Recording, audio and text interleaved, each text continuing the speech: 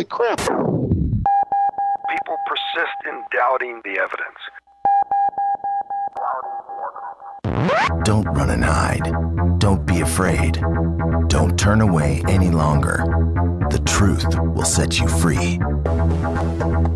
If the game is rigged, change the game. You're listening to Jimmy Church, Fade to Black. Game changer, game changer, game changer, game changer. The Game Changer Radio Network.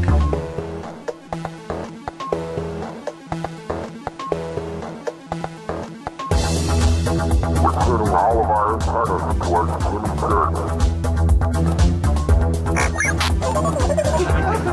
And now, your host, the captain of conspiracy, the prince of paranormal. This ain't your daddy's radio network show.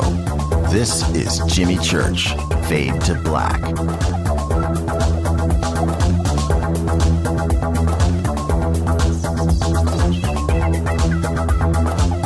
All right, hey, what is up? Yeah, it's Fader Night. This is Fade to Black, bespoke radio for the masses. Today is Thursday. It is Fader Night, June 4th. 155 days into the new year, 210 days left, and we are live from the City of Angel Studios right here in downtown Burbank, California. COA Vapor, makers of the Fade to Black e-juice. It's called Fader Loose. Just go to the COA banner right now, www.jimmychurchradio.com. You can use the promo code Jimmy for the Fader Not special. Get yourself some free shipping. I'd like to welcome everybody listening all around the world, all across the United States. Hither and thither, to and fro, back and forth, up and down, east and west, north and south, far and near. This is Fade to Black. Big shout out right now to the men and women in uniform fighting the good fight for us. For without them, there is no you, there is no me, there is no us. And you could not hear me right now. I need you to think about that for a second. For KJCR and the Game Changer Network and KGRA The Planet, I am your oh-so-humble host, Jimmy Church. What is cracking, everybody? Today, we've got Les in the studio with us, LJ3, all the way from the East Coast, Asheville. He is here live with us tonight. Be taking your phone calls. Also, tonight, it is Fader Night. We're taking your calls all night long, open lines. At the bottom of the hour, we are going to have live with us Linda, Moulton, Howe, and John Burroughs. They're both going to be here with us, and we've got a very cool announcement worldwide right now for everybody. We're going to do that in just a few minutes. The call-in number is 323-825-5045. You can also Skype in Fade to Black 14. You know what to do. All you Fader Knots. Check it out. Les Johnson is in the studio with us right now. Let's bring it down a little bit. Les, you over there? Yeah, I'm over here. How you doing, Jim? How you doing, Fader Knots? Les Johnson. He's going to get his feet wet on a live radio broadcast in his studio, real time. And when he leaves here tonight after 3 hours, he's going to be a studio vet. He's going to earn his stripes tonight. Welcome, Les, man. How you doing? Oh, I'm doing good. I've had nothing but a good time here on the West Coast. And of course, thank you very much for having me here in your studio tonight. I mean, it means more to me than just about anything. Thank you. The bunker's pretty cool. It's pretty happening in here, isn't it? Oh, yeah. Right now I'm looking at a lot of Carol's artwork on the walls. It's pretty cool. You got the mini fridge. You got the artwork. I mean, it's really cool in here. It's dark. Okay, don't give too much away, but yeah, it's pretty neat in here, man. If there is ever a man cave, this is definitely the place to be. You know what I need? I want to get one of those. The next step in here is I'm going to hang some guitars next. We're going to do that next week, but but I got to get me one of those Nerf basketball hoops. That's what I need. I got to get me some Nerf basketball action going on. I think I'm going to do it right behind you. See, Les can't see me. There's 4 monitors between Les and I. Les, stand up. All right. Stand up. See, here I am. It's pretty trippy, isn't it? That is pretty trippy. Yeah, Les is on the other side of the wall of monitors where we have the producers set up, the producer desk over there. But so anyway, but behind you, Les, where the clock is on the wall, right above you, right there, man, that looks like a good backboard, man, some Nerf action. I could free throw right from here. But anyway, welcome, Les. Les is in the studio with us tonight. And we've got a lot to talk about, and I thought it would be great to have Les literally answer the phones tonight. So we'll be doing that. He has no idea what's in front of him, but we're going to have a good time. And so that's it. Let's get this show cracking. Other than Les being here, it's still a show, and we've still got to do that, and let's do that now. Let's get it cracking. Tonight is Fader Night. Linda, Moulton, Howe, John Burroughs will be with us at the bottom of the hour. And then after that, we will be taking your calls all night long. All right, let's go. Today, Russell Brand is 40 years old. Looks 110, but he says he's 40. I'm going with that for now. Russell Brand, 40 years old. TJ Miller is 34. TJ, comedian / actor, he plays Elric Bachman on the show Silicon Valley. And I got to say, man, he's a funny guy. I love that show. TJ Miller. The guy with the beard that's always smoking the bong. That's Elric. TJ Miller. Happy birthday today. Also, Bruce Dern is 79. And Bruce, no matter what, and he's done some epic work. But he makes the list because of one film for me, and it's in my top 10 all time, Silent Running. Absolutely. Bruce Dern, happy birthday. Also today, Keith David. Keith David, 59 years old, funny guy, great actor, scary actor too, actually. He played some pretty terrifying stuff. And him and his white teeth, perfect white teeth. But you remember him, he was the bad guy in Barber Shop that was loaning the money. And you know what I'm talking about. Anyway, you remember when he walked by Cedric the Entertainer?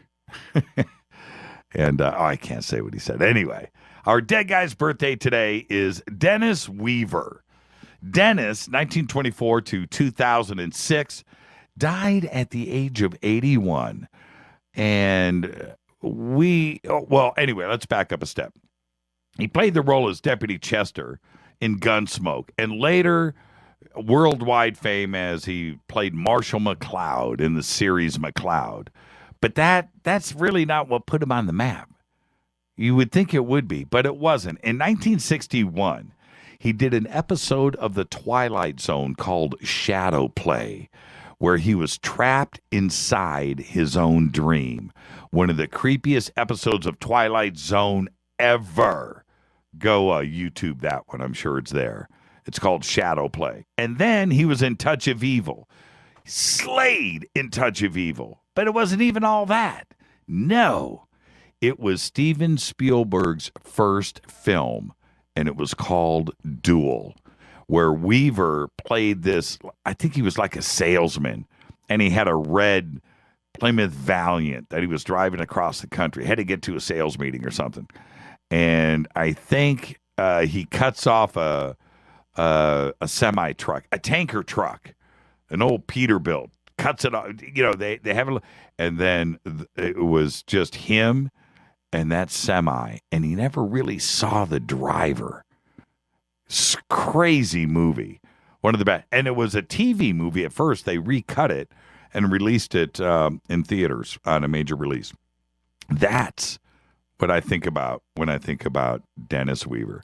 Happy birthday today. He died of cancer in Ridgeway, Colorado, at his home on February 24, 2006. But today is his birthday.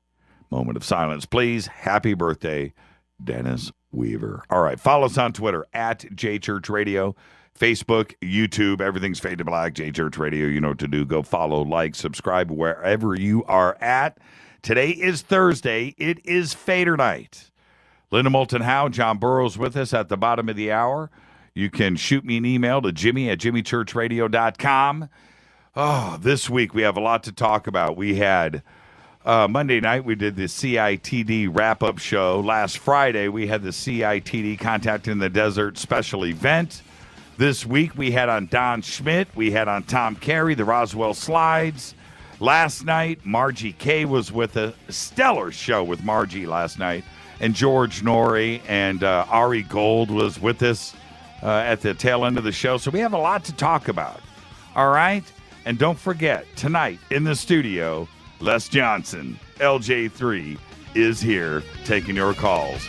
I'll be back right after this short break. Stay with us.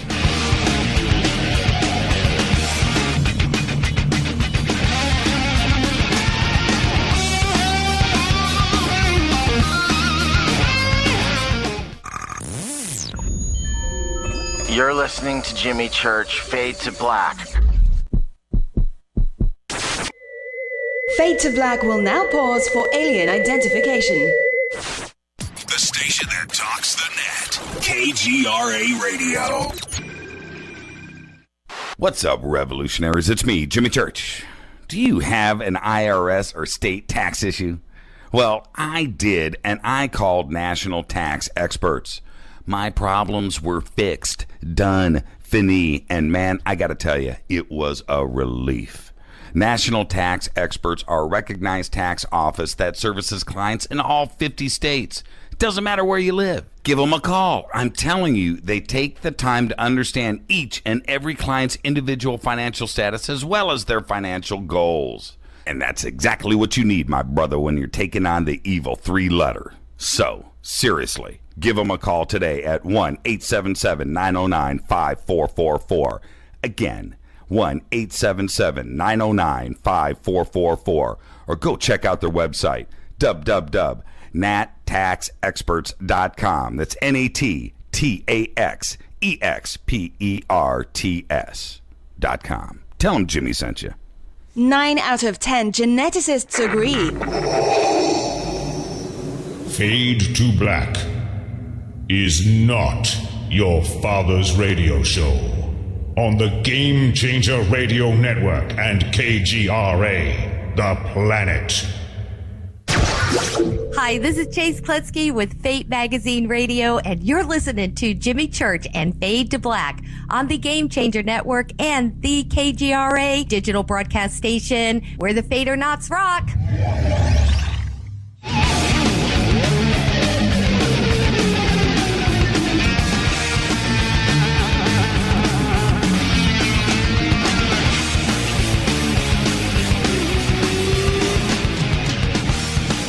All right, everybody. Yeah, it's Thursday. Fader Nights. Fired up, man. Les Johnson in the studio with us. Sitting right in front of me somewhere in the darkness. He's waving his hands. I see him. All right, at the bottom of the hour, Linda, Moulton, Howe, and John Burroughs are going to be with us. A nice announcement that it's going to stun everybody. It's going to be awesome. So we'll do that at the bottom of the hour. Do I sound jacked up right now? Do I sound fired up? I am. Is it less? Is it this Jamaican blue? Oh, no. It's Power Vites. I talk about it every day, right now, this time of the show, every day. Here they are in the studio. Hey, Les. Yes, sir. What am I holding up right here? Power Vites. That's right. They are right here in the studio. I'm telling you, Power Vites, it is a complete multivitamin mineral formula designed to naturally boost your energy. This multivitamin goes right to work. It goes to work fast. I take it every single day. The Green Turtle Bay Vitamin Company are dedicated nutritionists and have been producing Power Vites for over 20 years right here in the United States of America. They produce high-quality nutritional, dietary, and health supplements in small, fresh, potent batches, and they ship direct to you. To order, just go to their website, energywave.com. That's energywave.com. Use the promo code KGRA. Get free shipping on your order. You can call 1-800-TURTLE-5. Right now, live operators are standing by. 1-800-887-8535. The Green Turtle Bay Company. I'm sitting here looking. I'm reading the label at the same time as I'm doing this, and I do both Power Mates and Power Vites, and I do them every single day. That's EnergyWave.com. All right, let's get to it. Man, I'm fired up, man. LJ3. Les is here. Everybody, if you don't, hey, Les. Yeah. Les, stand up, take a picture with your camera. Sure. Right now, do it in real time. All right. On Twitter, because I don't think they believe you are here. Oh, here, hold on. Les just got me a gift, and he came into the studio, and he got me. We partied at the Joshua Tree Saloon. So check this out. I'm holding up the T-shirt that he just got me. What's up? I have to keep talking, Les. I can't stop and smile. That's all right. There you go.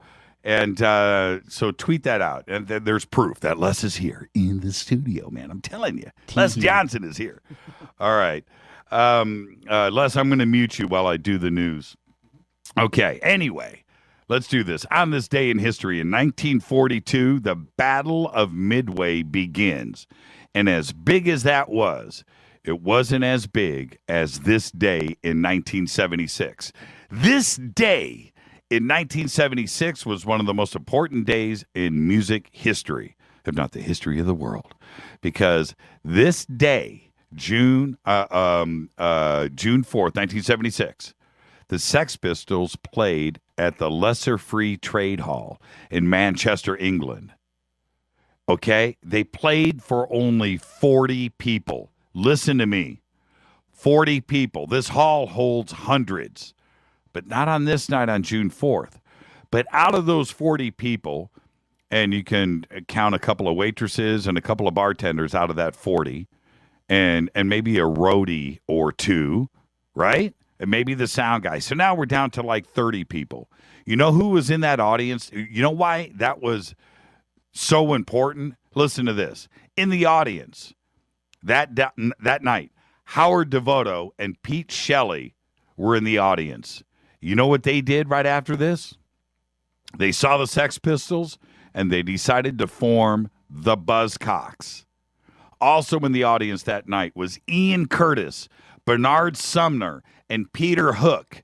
The very next day, Hook bought his first guitar. And what band did they form? Joy Division.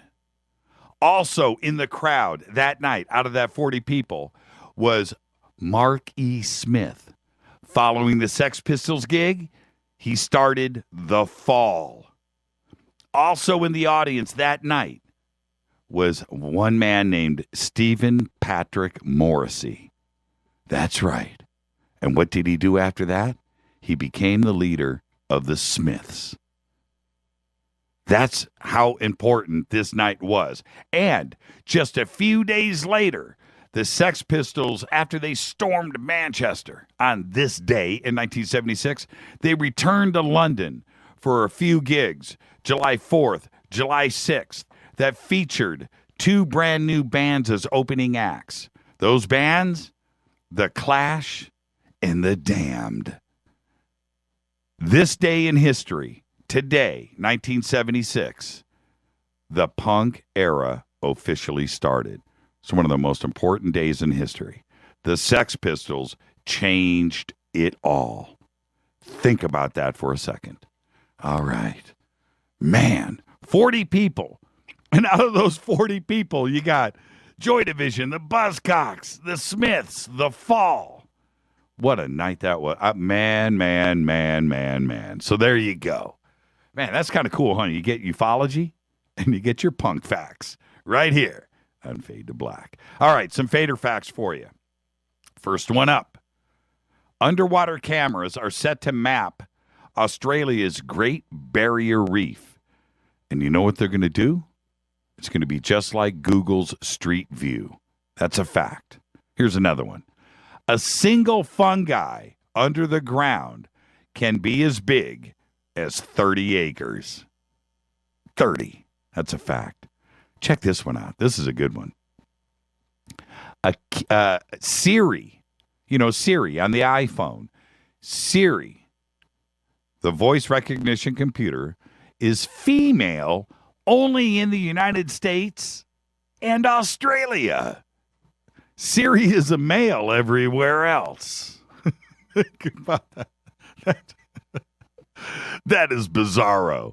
A kiwi is similar in size to a chicken. The bird, the kiwi. Similar in size to a chicken. But its 1 pound egg, 1 pound, is 6 times bigger than a chicken egg. Ouch. Another Fader fact. Superheated plasma tornadoes near the sun's surface hit speeds of up to 190,000 miles per hour. Let me read that again. Superheated plasma tornadoes near the sun's surface hit speeds of up to 190,000 miles per hour. That's insane. There you go. All right. You want one more? You want one more? I'll do it. Let's do it. A typical asteroid, like Eros, a typical asteroid contains $20 trillion in rare minerals. 20 trillion. All right, let's do it. Here's all the news that you know nothing about. I hate to start the show off on a downer, but here we go. Barely 3 months, too, after Leonard Nimoy.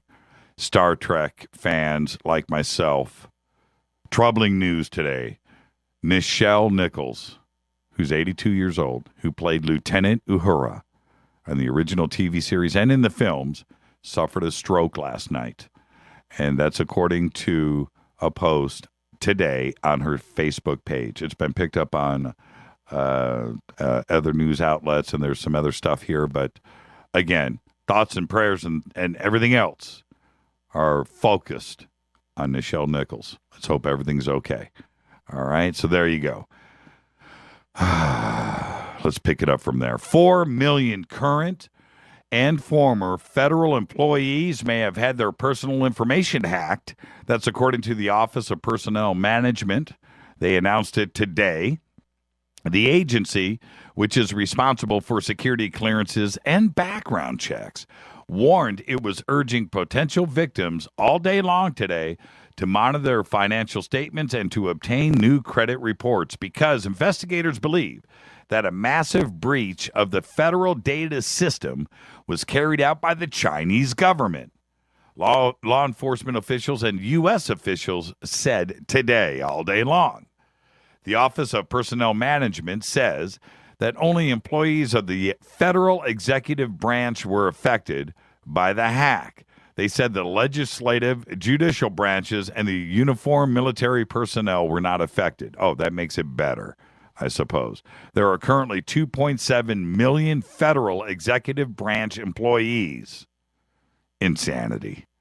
China. Last week it was Russia. Remember with the IRS?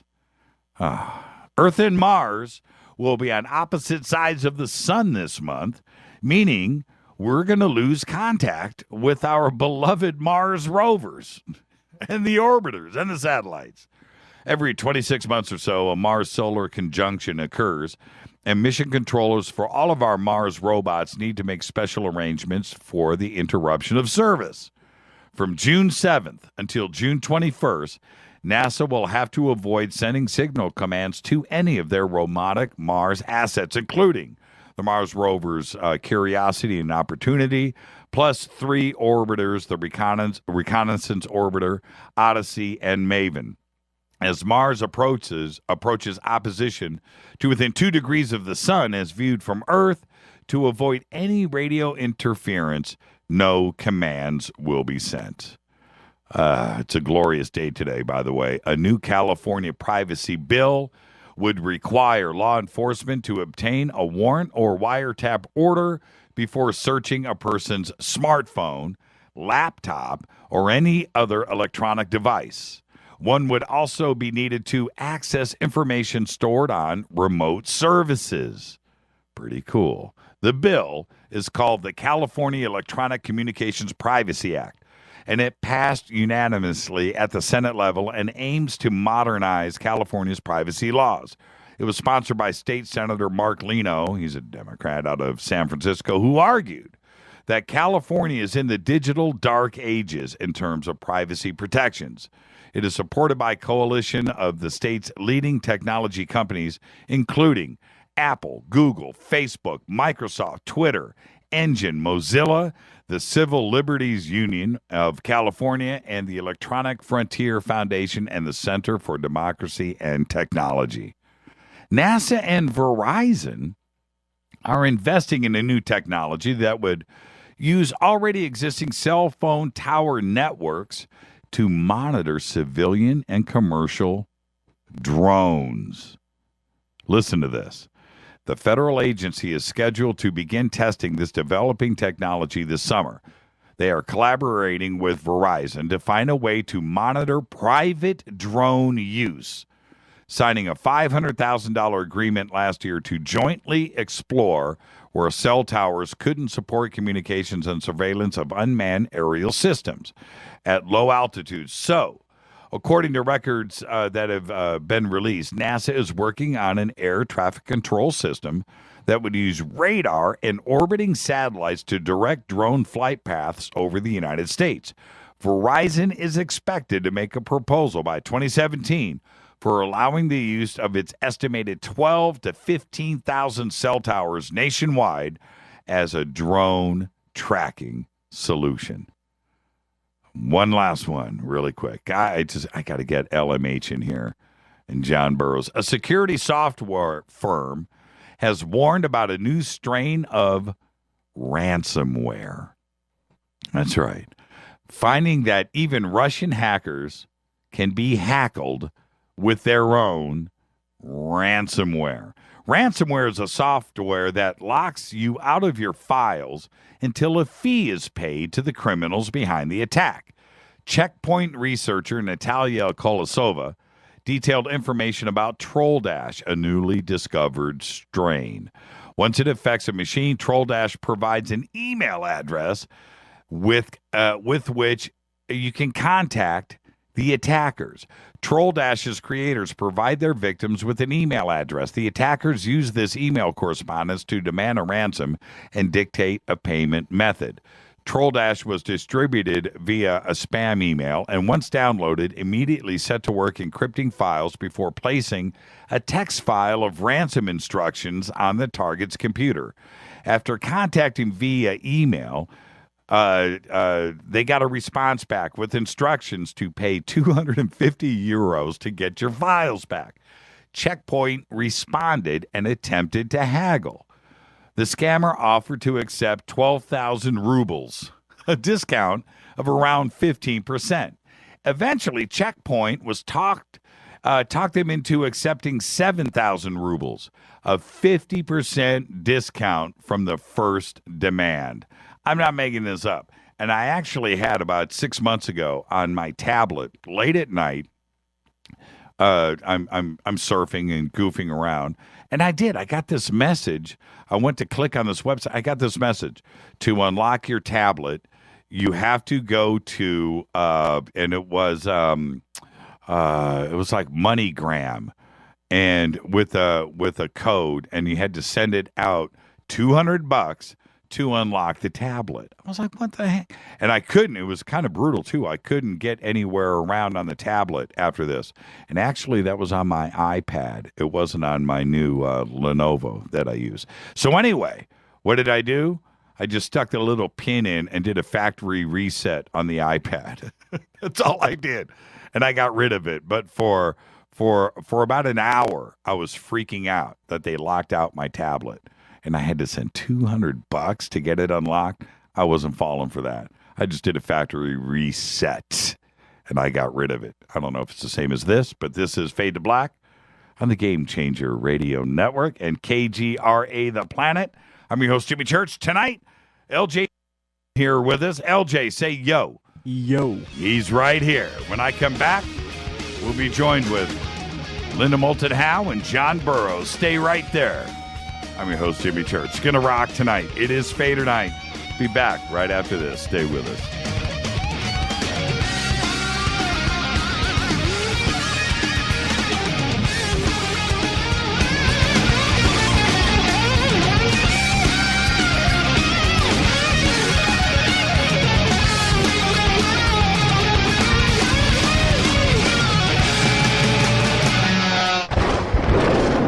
This is Fade to Black with Jimmy Church on the Game Changer Radio Network and KGRA, the Global Radio Alliance.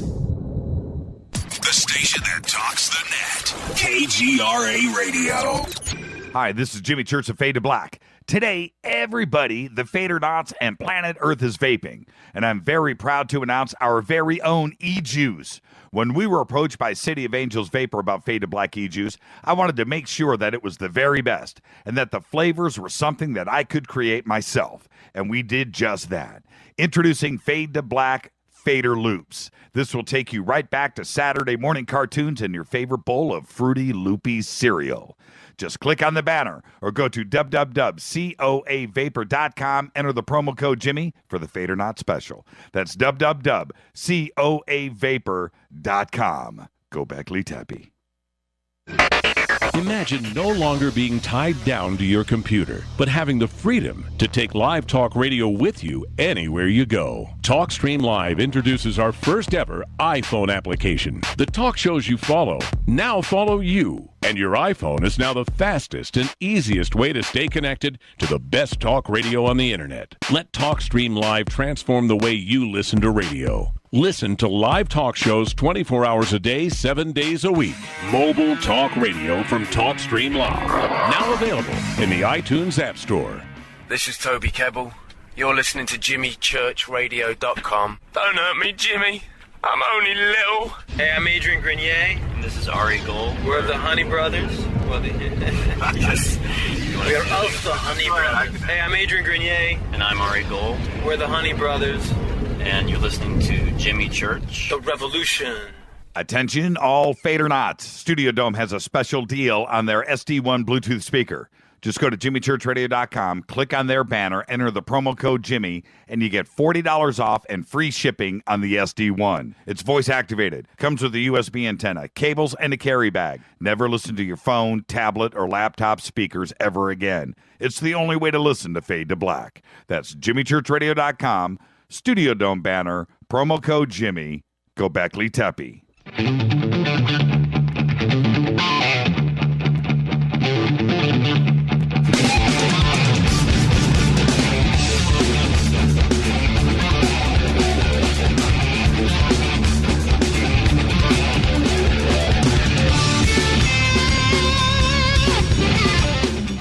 All right, everybody, welcome back. Fade to Black.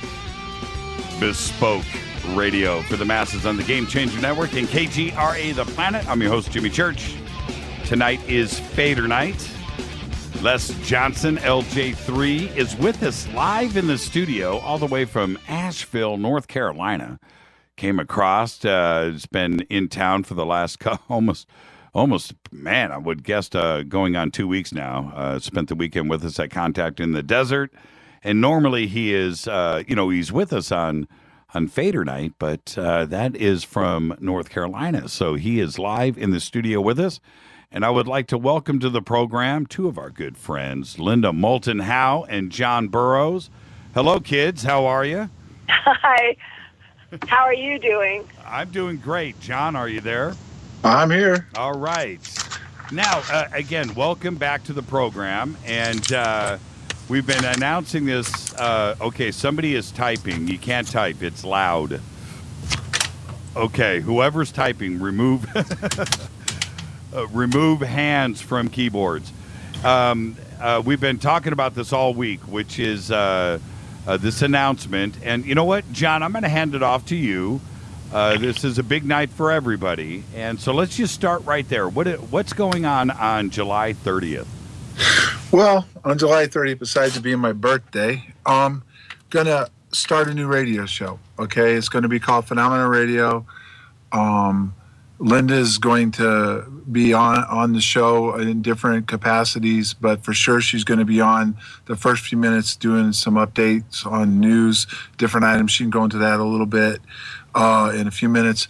But what I'm going to try to do is one of the things that helped me along the way and all the research I was doing on and what happened over in to us in England was I came across a report called the Condign Report.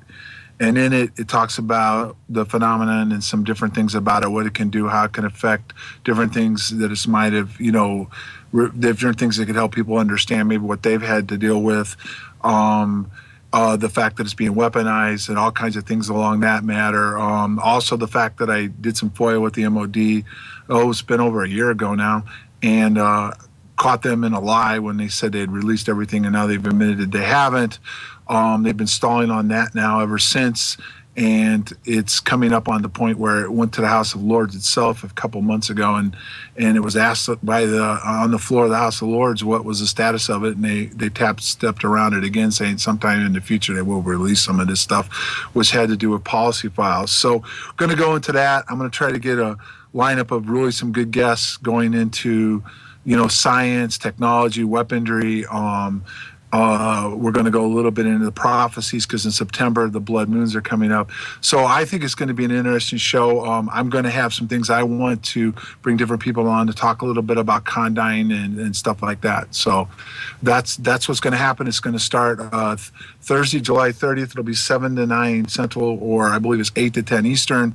It'll be right before your show, and looking forward to it. And it'll be on every Thursday night after that. Man, how cool is that? John Burroughs is going to have his show on before mine. Dude, I am so happy about that. And you and I, if you remember, John, about it, it was probably about a year ago, you had said to me then, you said, Jimmy, I've got things to say. I want to do a radio show. And I said, John, go for it.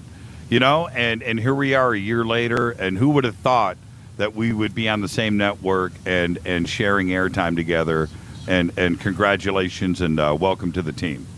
I really appreciate it. I want to take a moment to thank Race Hobbs and KGRA for giving me this opportunity. When I started asking around, I asked him an opinion on whether A, I could do it, and B, what would be a good place to start, and he jumped in right away and said, I'd be happy to host you on my network. So I'm really proud that he did that, and I appreciate it, and I hope I can do a good job. Linda, yes. How are you?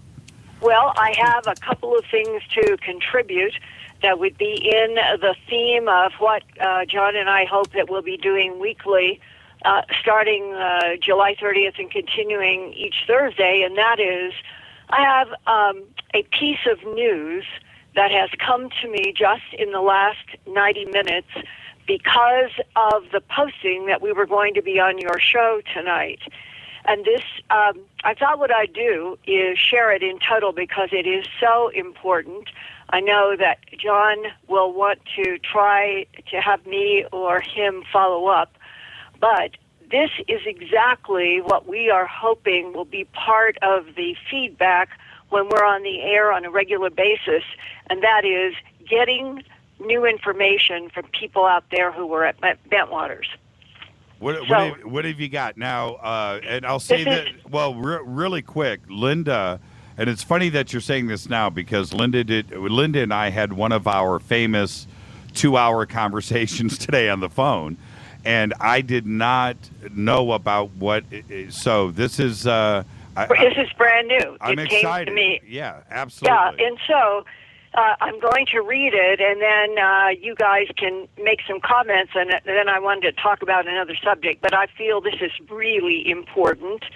The man has asked me not to use his real name, but he said, if you need proof that I was really stationed at RAF Bentwaters Woodbridge from 1981 to 1984, I have my DD-214 and some copies of orders while I was stationed there as well.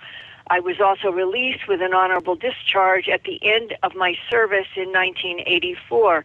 Now, for those who may say, well, 1981 is not 1980. Right. The people who were there in that following year, remember, all of the events involving John Burroughs and Peniston and others were December 26th to 28th, 1980, at the end of 1980. So a tremendous number of events began to take place in January going forward in terms of statements, briefings, and so forth.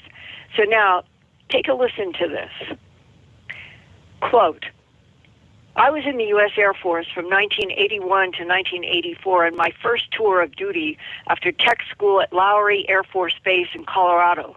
was RAF Bentwaters.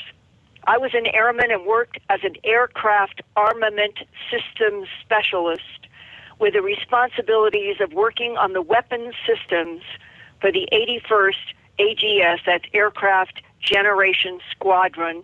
And for those listening who might not know this, for us in the civilian community, we have learned in the last 4 to 5 years that there were definitely nuclear weapons stored in bunkers underground on both sides of Bentwaters and Woodbridge. And remember, in December 1980, RAF Bentwaters Woodbridge was the largest and most important air base for NATO in Europe.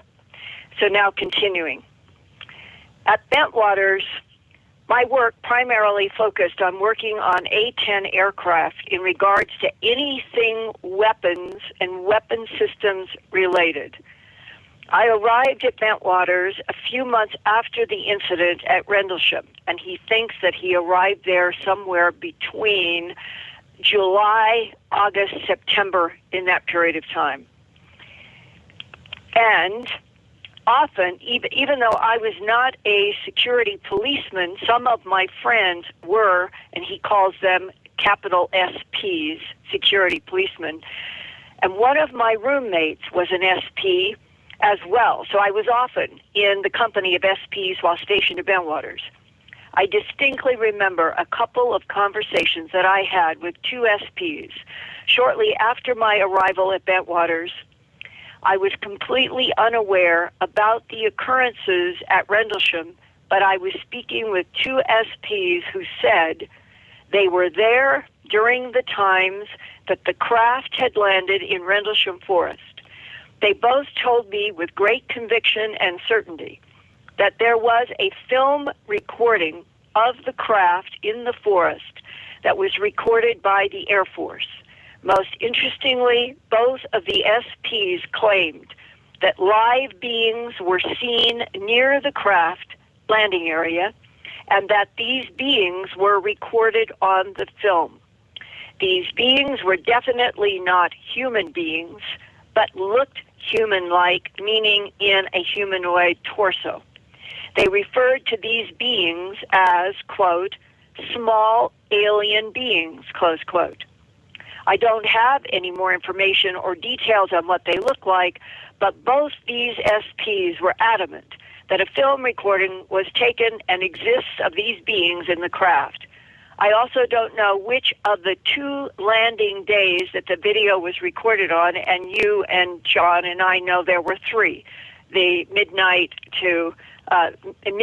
December 26th to midnight the 27th, midnight the 27th to midnight the 28th, and midnight the 28th to sunrise. Those were the three cycles of time. Right. And then he goes on and says, also, because I talked with him at great length on the phone before and asked him, because he did not want to put his voice on a tape recorder. He has a very sensitive corporate role now, and he cannot risk going public with his name or his voice. But after talking with him for quite a while about all of this, I think he is legitimately who he says he is, and that I will ask him to send me the DD-214 and the honorable discharge so I can see the name and the dates. But this is what he went on, because this is what we discussed. I know that the OSI, Office of Special Investigations, were very active at Bentwaters Woodbridge during 1981 and 1982. That would be in the months immediately following December 1980. As I mentioned, I had a personal experience where I was brought into a basement area in a nondescript cement building that looked like a large bunker, where I was questioned by OSI agents. The two OSI agents were all dressed in black suits, much like the look of the men in black in Hollywood movies. Not sure if that has any significance, particularly to the Rendlesham incident, but it was the only time in my Air Force career that I had ever seen OSI agents, or, quote, men in black, close quote, personnel so active at an Air Force base. Most other Air Force personnel had absolutely no idea who they were, though some high-ranking officers that I knew seemed to know more about them and what they were doing there than the other non-commissioned personnel. Now, as a side note, back in 1984, when I was working in New York City on a film having to do with child survival for UNICEF, I crossed paths with 2 or 3 people who knew that I had tried to do the home box office documentary, UFOs, the ET Factor, who were aware of the documentary I had done about animal mutilations. And I was told in 1984 that was the very first year that the world was beginning to wake up to RAF Bentwaters Woodbridge. And I was told by one of those people that they had personally seen still photographs of beings outside of a craft in Rendlesham Forest. And what is puzzling is the dates. John Burroughs, Jim Peniston, and Ed Kavansak are December 26th, midnight to sunrise. December 27th, we know some details. It remains the most confusing of the nights. December 28th, midnight to sunup, is the night that Lieutenant Colonel Charles Halt, who was Deputy Base Commander, was out in the forest with many men with a tape recorder. The tape recording itself now is becoming a very interesting question. And I'm going to throw this back to John for his reaction because, Jimmy, this is the kind of developments that we hope that we will have as we go forward on the radio broadcast phenomenon radio. Do you before John jumps in, do you have his identity? I don't want to know his name, but do you have his name now? Yeah. And I have his. Yeah, I have information about him and where he is. That's and what company he works for and Yes. so forth. So you can do your LMH pre-vetting. That's right. Okay. All right. John, what do you think about that letter? Well, I mean, there are some things in there that he said that doesn't add up as far as what I remember it was like, because I don't remember, cops didn't stay with other, room with other AFSCs, but that doesn't mean it didn't change after I left, but they kind of kept the cops separate in their own dorms and stuff. But the other thing that I've always had a problem with is they said there was a movie video, and I mean, if you go to today's world, yeah, you can get on a cell phone, but back then it was real hard to do that. I mean, No, movie film. Right, which you're talking about movie cameras, not That's still right. pictures. They had 16 and 35 millimeter cameras going back long before 1980. And when I had talked with people, even Chuck DeCaro, it was the discussion about Gordon Williams getting from Mike Verano, Mike Verano was the day shift commander and who went out into the forest after you and Jim had been there on the forest, and he's the one who took those photographs that has the Suffolk County policeman and those 3 markers of the tripod marks in the ground. Right. And there were firsthand witnesses to Mike Verano taking a 12-inch or thereabouts can, which would have been consistent with film cans then. I have some in my own garage from 16 millimeter films I did at the TV station. And that Mike Verano hand carried the film canister to Gordon Williams, and that Gordon Williams, flew in his own plane taking the film and perhaps still photos to Ramstein.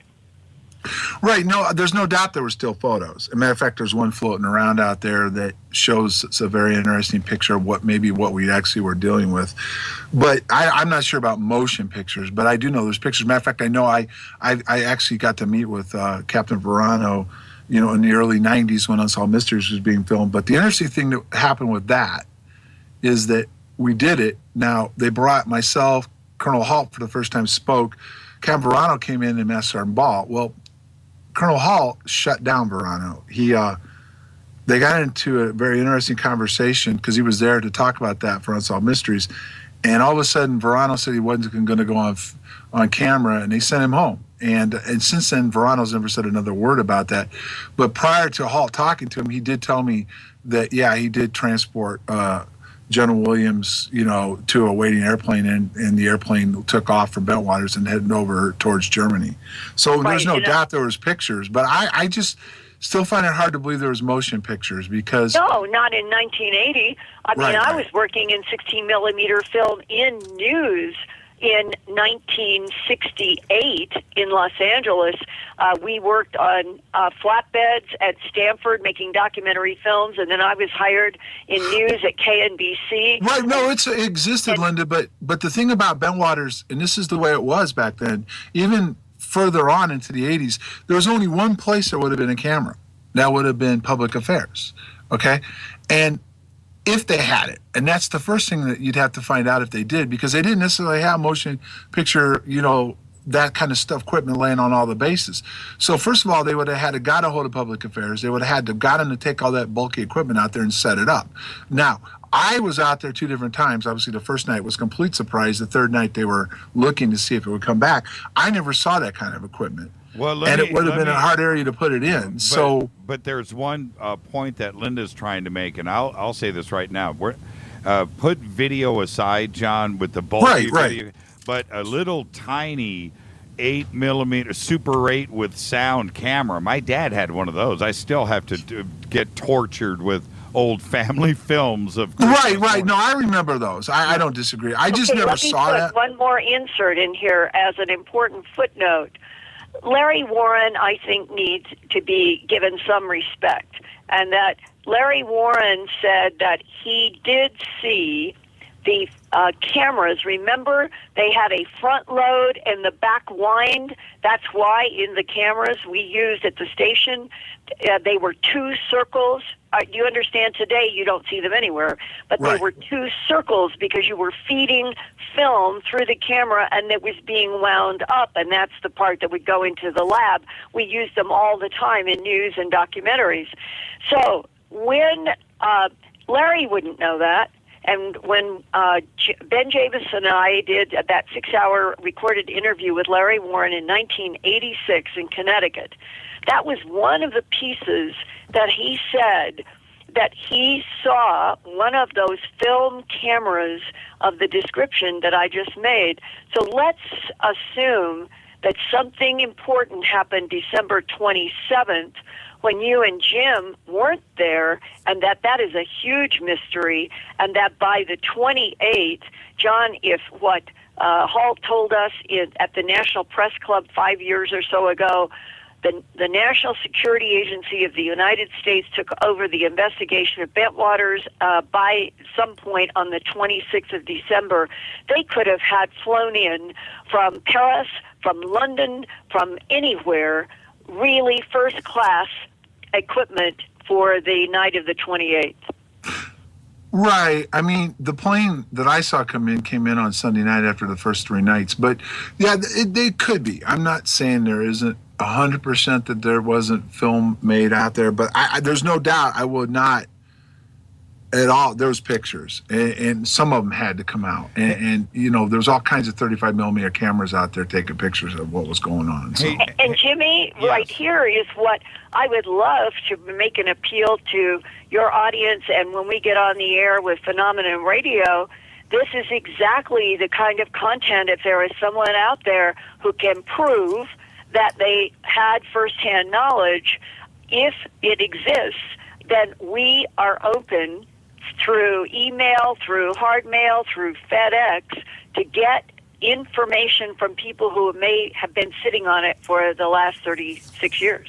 And John, and thank you for that, Linda. John, I know I've asked you this before, but since we're on the subject, that third night, you were in civilian clothes, right? And yes, sir. Right? So the third night, when you first got there and you were asking for permission to step forward, right? Right.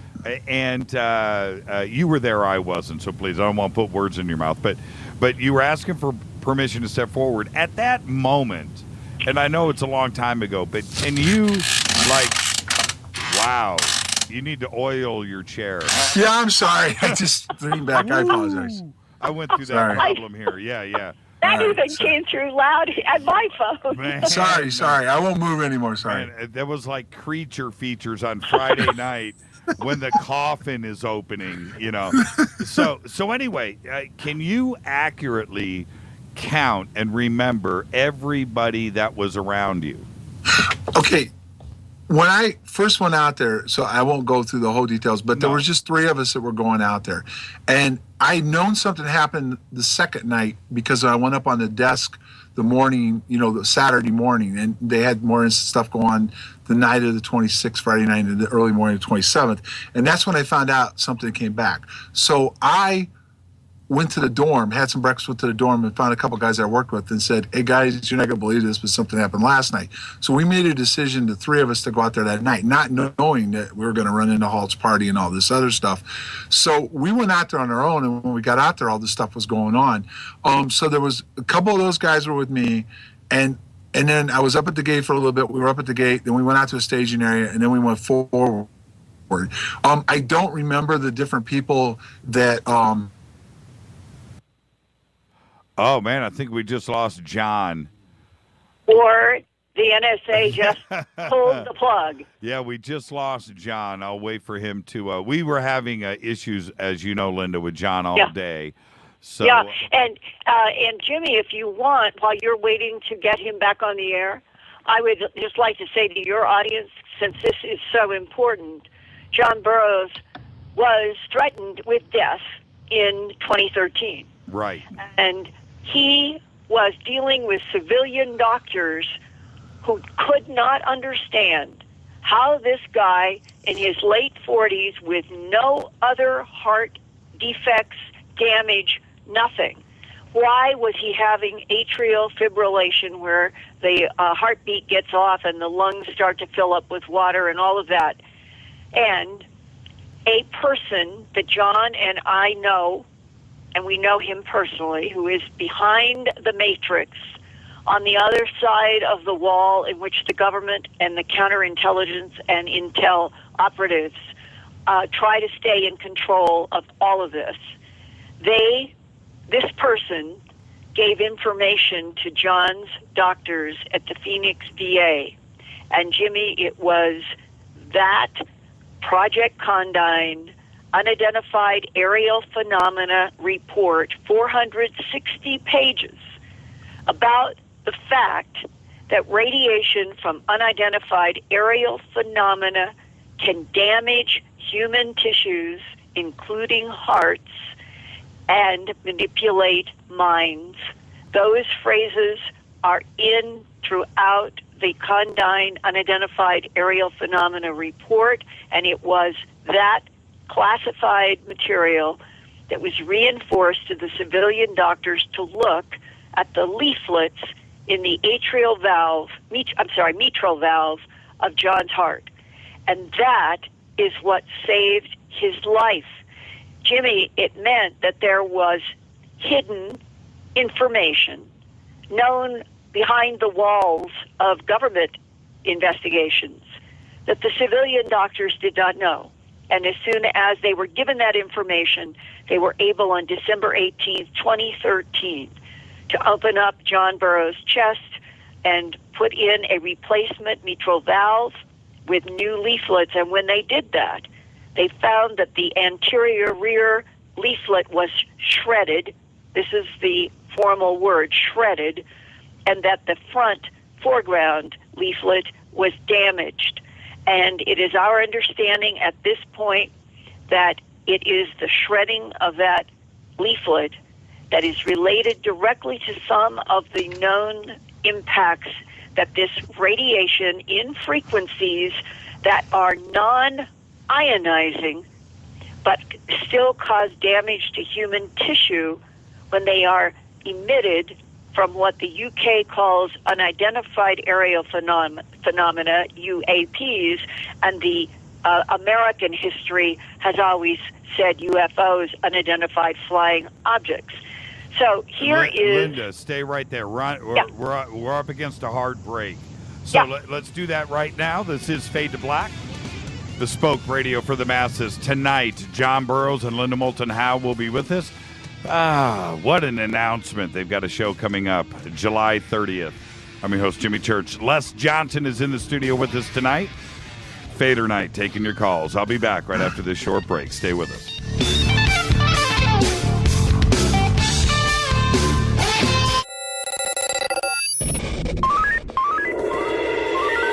Way out here, we listen to Jimmy Church. You're listening to Fade to Black.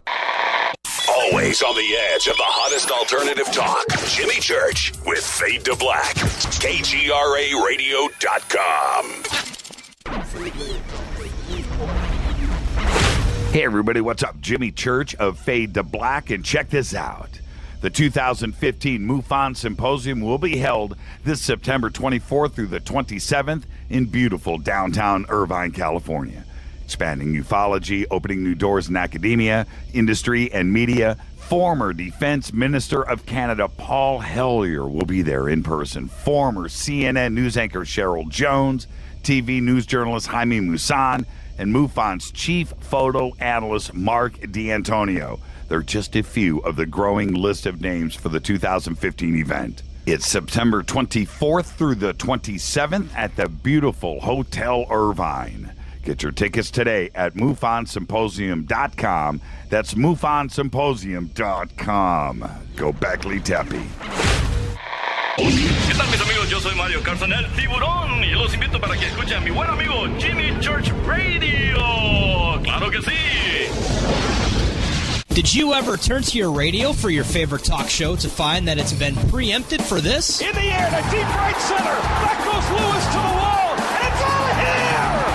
Or this? And I'm ashamed of you, Hillary, for voting for it. Do you have a favorite talk radio program that's not available in your city? Just go to TalkStreamLive.com for links to the best streaming talk radio shows. At TalkStream Live, you will find live talk shows 24 hours a day, 7 days a week. All your favorites are here. With such a large selection, you will also discover some new favorites. On the go and still want to listen? With the mobile smartphone, simply type TalkStream Live on your internet browser. Now you can take internet radio with you. You will also find hundreds of music, news, and sports streams. Best of all, the TalkStream Live directory is free and there's never a login required. Remember TalkStreamLive.com, the fastest route between you and your favorite talk radio show. You are listening to Fade to Black with Jimmy Church on the Game Changer Network. Oi, oi, I'm Reese Evans. You're listening to Jimmy Church. This is Revolution. The revolution will not be televised. The revolution is on radio. Ciao.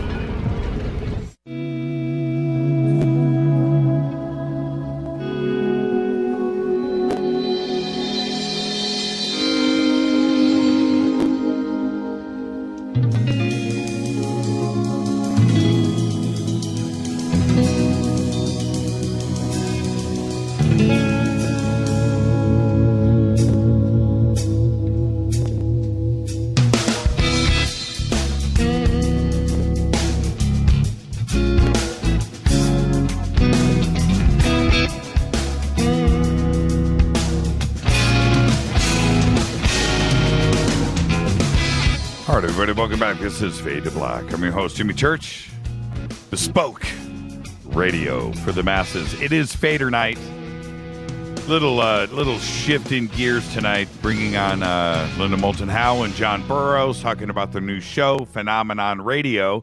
And John, I'm going to give you some host advice. The first thing you do is you buy a new chair. That's the yeah. I'm going to set some stuff up. That's going to happen. That's the first stop. Office Depot or a can of WD-40. But that's the WD-40. I'm telling you right now, I keep it in the studio, and I'm holding it up now. Les is taking pictures, but there it is. That's going to get tweeted out. Everything squeaks in the studio, and you got to have it silent. Okay, I'm putting the WD-40 down. But one of the cool things for the both of you is when you hit the mass audience that KGRA has, and the lineup that, it's like ground zero for ufology and the paranormal and ghost and all those things that we love to investigate. And So you are going to get contacted. Believe it or not, John, well, Linda, of course, but John, you've been on a lot of radio. You've been on this program many times. And you know, but once you start getting in your stride and audiences are listening, you will be contacted. And there will be information coming forward just like Linda has now. Now, you have to sift through it, you have to vet it, and you have to get through it. Linda's a pro. She's been doing this forever.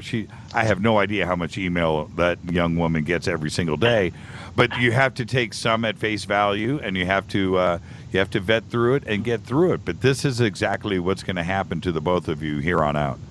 And I talked with the source for a half hour, and he is willing to send me his DD-214, and I will work with it as I can, but I must protect his current name and position, and I understand that I have to do that with a lot of people.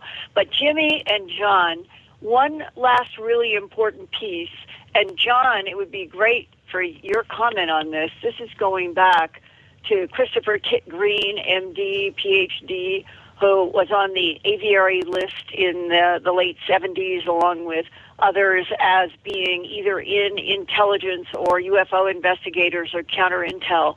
And Kit Green has been a name that has been there for 30, 40 years. And after John had survived and had the heart surgery, there began in a lot of different web feeds the question, with people being really skeptical about classified medical records. And you and I and others, we've talked about that on the air. And it was Christopher Kit Green himself, who was on a board of advisors for Above Top Secret, who on March 13th, 2015, about 3 months ago, said that he would address what he was seeing on the ATS thread, and that this is the important part that I'd like to share tonight, because it underscores, if this is true, how important John Burroughs is to what happened at RAF Bentwaters Woodbridge, December 26th and 28th, 1980. And this is, he says, this is a reply to the entire ATS thread, and I will only address two issues that are common throughout many comments on this thread. And he says they are: question number one, how can it be true that medical records such as John Burroughs could have been classified? Is this true? Is it sensible? What are the reasons? And question two, what caused his injuries? And several other present over the encounter with the odd air form that emitted the broadband non-ionizing energy. And here is his answer to question number one. It is true. His records, about 1,000 pages, to this day, still many hundreds, were in fact legally classified. In my 46-year career as a medical officer and a physician with CIA, including as staff officer, chief of medical intelligence, life sciences division, and assistant national intelligence officer for science and technology, I had, until a year or so ago, which would mean until 2014, I had only seen a handful of truly classified medical records, those of Adolf Hitler, John Kennedy's autopsy, and recently John Burroughs. Close quote. Interesting. Kit Green, 50 years in the CIA, by his own admission. And when it comes to ATS, I'll ask both of you this. I mean, do you feel clean about that website? No. Yeah, neither do I. John? No, but this is not ATS writing. No. This is Christopher Kit Green, MD, PhD, who is making an admission, and there's much more to this, but I'm putting this out there because, John, you've had a lot of time to think about this. what is your own thinking about it now since March that Kit would have put you in the company of Adolf Hitler and John Kennedy? Right. Well, here's the thing, okay? Some of that can be twisted. I mean, a lot of different medical people, they have it's called Special Operations Unit where your records are kept that are classified. But most of the time they'll release the records. They'll be redacted. In other words, you have to push a little bit hard and they'll send your records, or they'll allow the doctor to see your records. You'll see them, or your civilian doctors see them, and anything classified is redacted. It's, blacked out or whatever. In my case, my records will not be released. It's just flat out not going to happen. The big question is, I mean, I don't know. I met Kit Green. I can follow what he's done. I know one of his famous things was he actually broke how the Russians were poisoning our agents and other people by putting poison in the tip of umbrellas and putting it out. So he's a real deal. He's there. He's in the CIA, and they say, well, they get out. Well, unless they're kicked out, they're never out. So for him to do that, we didn't ask him to do that. Matter of fact, we kept it pretty quiet on his involvement in what went on until he opened up Pandora's box.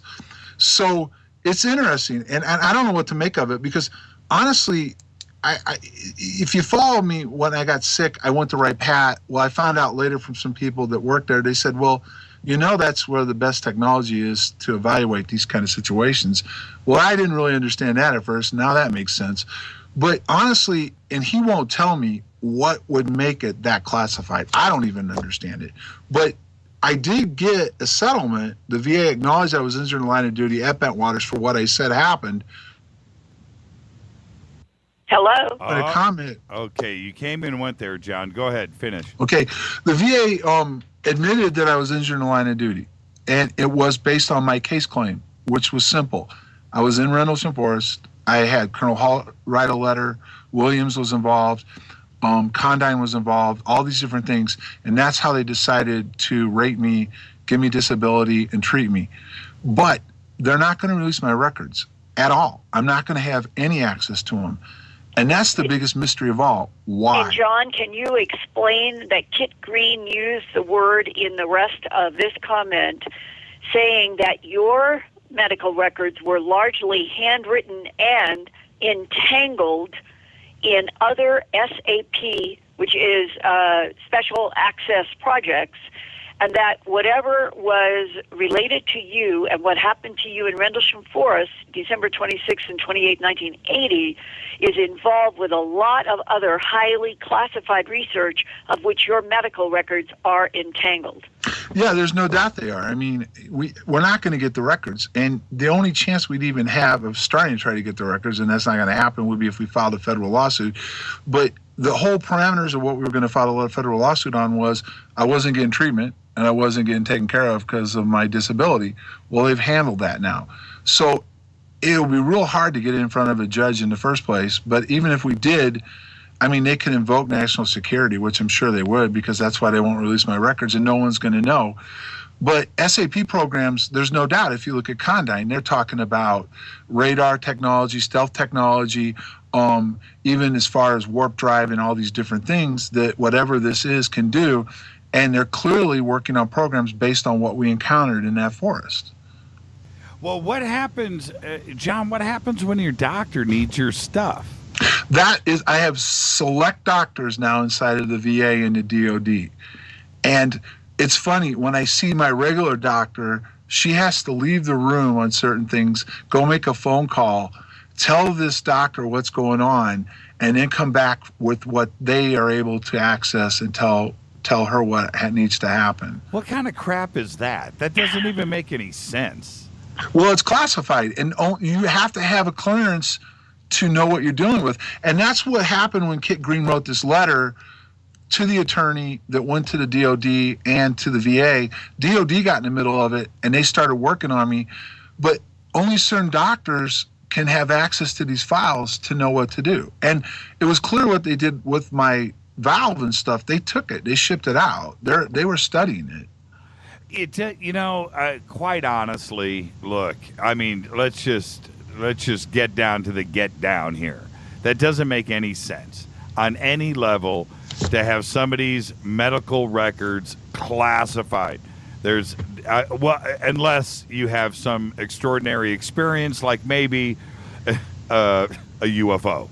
You know. Well, and Jimmy, remember Adrian Bustinza on the third night, December 28th, was called out of the blue by Holt to join John Burroughs to go toward the lights, and Bustinza told John and me to our face that he was, I guess they were sort of running next to each other, and Bustinza felt like that light is coming toward John. He said, the light, this was a quote, the light forced me to the ground, and as I looked up, John was being engulfed in red-orange light, and he thought he was rising from the ground. That was the third night or second experience with John. The first night, December 26th, there were all kinds of people in Central Security Control who knew that for 45 to 55 minutes, they lost all radio contact with Peniston, Burroughs, and Kavansack in the forest. And during that period of time, the next days, there were rumors by the time that Chuck DeCaro at CNN did a 5-part series in 1984, you already heard about the rumors that a guy named John Burroughs had, quote, either jumped up on a flying saucer or had been taken up in a beam of light. Well, exactly. And I'll tell you what's even more damning than that is the verbiage in the Condign report. And the first night that I read, I almost couldn't sleep because they directly reference, the radiation from a UAP and from a point of reference of knowledge. They knew they had previous reports, previous knowledge, and what happened to John was in is what happens when you encounter a UAP. And that's exactly what they were trying to say in that report. And that just says it all right there. And I get that. It backs up what Bustinza had said. Yes, absolutely. And in the UAP, which was put together, that whole Condign report was put together by DI-55. And DI-55 and DI-52 would be the equivalent of something like the NSA working with the CIA in the United States. So this is a 460-page report that is highly technical. It is not easy to get through. And in it, it refers to the Rendlesham incident as an example of radiation from the UAP/UFOs that can injure human tissue and manipulate, those are the words in the report, manipulate human minds. Hey, listen, I want to thank both of you for coming on, and I'm excited for July 30th. I do want to do this, John, before I let you go. I want to say to Linda, can you hang on for 10 minutes? And I want to talk about some of the things that we were referring to earlier today. All right. Hey, John, when you need advice, you call me, and I'll give you some host advice, man. I'm so excited.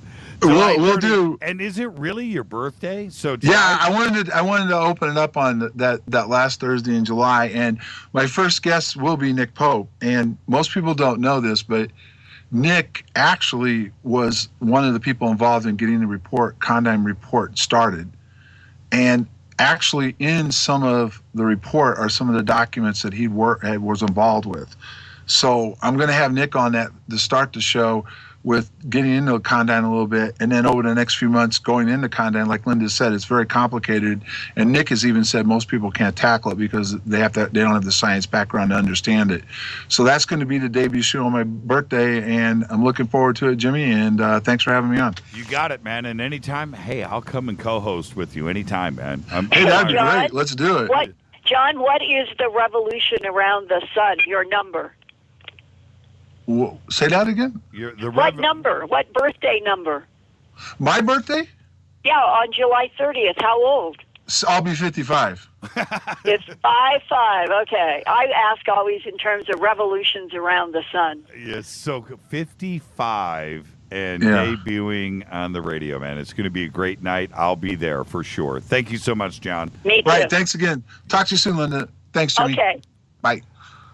Okay, Linda, thank you. John Burroughs, July 30th, Phenomenon Radio, everybody. And wow. So yeah, every Thursday for 2 hours, and I think tonight was a little taste of what we can do. It's going to be great. You know, he's so sharp and so intelligent and speaks so well, and that's all you need. You know, you just need to be compelling, and he's all that, and it's going to be great radio. And it's just an honor to have the both of you on this team here. So that being said, enough of the accolades. Linda, you and I, we've got about 10 minutes here. Okay. You and I today were talking about a very touchy subject. Right. And Cinco de Mayo. Yeah, let's talk about that. The cats and what is going on with this. And I know for everybody out there that owns cats and or dogs, and you're a cat or dog person, this could be a little disturbing, and it'll rip at your heart. But Linda, what on earth is going on? Well, starting in the first week of May. Starting somewhere close to Cinco de Mayo, and probably the first, second, and third, in the area of Naples, Florida, they started having a series of half-cat mutilations. Now, I've been covering half-cat mutilations since at least the 1980s. I'm personally convinced that it is part of, we'll call it the general animal mutilation phenomena that has been a global in terms of larger animals since at least the early 1960s. I found newspaper reports in Alabama dated 1961 talking about a cow that had an ear, eye, tongue, jaw, flesh, genitals, and rectum cord out. And 67 was the big event in southern Colorado when the horse, the reporter got the name wrong. It wasn't Snippy, it was Lady. It wasn't male, it was female. So it was a female Appaloosa mare named Lady, and she was found on the Nellie and Burl Lewis Ranch in sort of Alamosa region, which is under the Sangria de Cristo and Crestone area there. And I talked with Burl Lewis. When I started working on Strange Harvest, the television special at Channel 7, where I was director of special projects, and did not know what I was getting into until as the fall of 1979 kept unfolding, and Sheriff Tex Grave and Sterling told me that, Linda, I'll save you some time. The perpetrators of the animal mutilations are creatures from outer space. I was hitting all of that. And then there were all the newspaper stories from Alamosa, the quotes from Nellie and Burl Lewis about this horse that had been found with no tracks around it on the powder ground, and it had the entire neck and head flesh had been removed, and all of the median sternum organs in the chest had been removed, and Dr. John Altshuler was the secret doctor from Denver that had been referenced in the newspapers back in 67, that a doctor had come down from Denver to examine this horse, and he never ever let anybody know until my book, An Alien Harvest, in 1989. It was the first time he went on the record. We were working together on new mutilation cases, and I'm setting this background because there was so much forensic evidence on the medical side that was so extraordinary, backed up by people in medical fields like Dr. John Altshuler. Then there was law enforcement that had seen the beams and the lights moving in the pastures where they went out to investigate these animals, and that the whole question of how many of these animals were being mutilated around the world and how and why and what technology. Well, for you and the listeners to understand, what you heard about in the beginning were horses in Canada and the United States and Europe. Then cattle. It actually went in that sequence, horses first and then cattle. But in my investigations in ranches in many, many places, it has included sheep and goats and pigs and rabbits and chickens. A marmot in Aspen, Colorado was found laid out like a large mutilated animal. Deer, elk. The U.S. Forestry Service in Denver showed me photographs that they had of elk and deer when I was at the station with exactly the same excisions. So now we're talking about a class of animal mutilations that law enforcement told me the perpetrators were creatures from outer space going on basically all over the world. But it was not until the year 1989 the New York Times had a story. I've included it in my third book, or second book, I think, Glimpses of Other Realities, Volume 1, and the third book, Glimpses, Volume 2, where I show photographs of half-cats. And as I say that on the air, I am sure that people flinch. It has been the most difficult subject, but I can assure you, you're not looking at anything that is gory. It's the opposite. It's like the large animals. There's no blood on the fur. There's no blood on the ground. You're looking at the neat upper half of a cat or the back half of a cat. And in the half cats in the front, I believe this is a fair statement. I believe every case that I have ever investigated or worked on with a pathologist or animal patrol, that they refer to it as a hand puppet, meaning it's the front half of a cat, there's no blood, but you could put your hand up inside it because all of the trachea and the lungs and the heart and everything have been removed in the upper half, and often the lower half cannot be found. In these recent cases, starting the first week in May 2015 in Naples, Florida, this is not the first cycle for half-cats in Florida. Florida, in many, many places, has had cycles of these half-cats now ever since the New York Times ran that story back in 1989, and they were focusing on half-cats in Toronto and in Tustin, California. And I remember not the specific number, but what I do remember is that Tustin, California, you think of that as being such a populated state, there were something like more than 100 or 200 cases of half-cats in Tustin that the New York Times was addressing, and they were interviewing people who had found the cats, and everybody to a person in Toronto and Tustin were using the same thing. The preciseness, the surgical cut through the middle of an animal with no blood, how eerie it was, and that it was not possible to match up the surgical nature of the half-cats to predator, like coyote, wolf, and so forth. Certainly not satanic cults that thrive on getting blood, and not disease. And so Sheriff Tex Graves' statement to me in September of 1979 in Colorado, my very first interview with a sheriff, when he said, "Linda, I'll save you some time.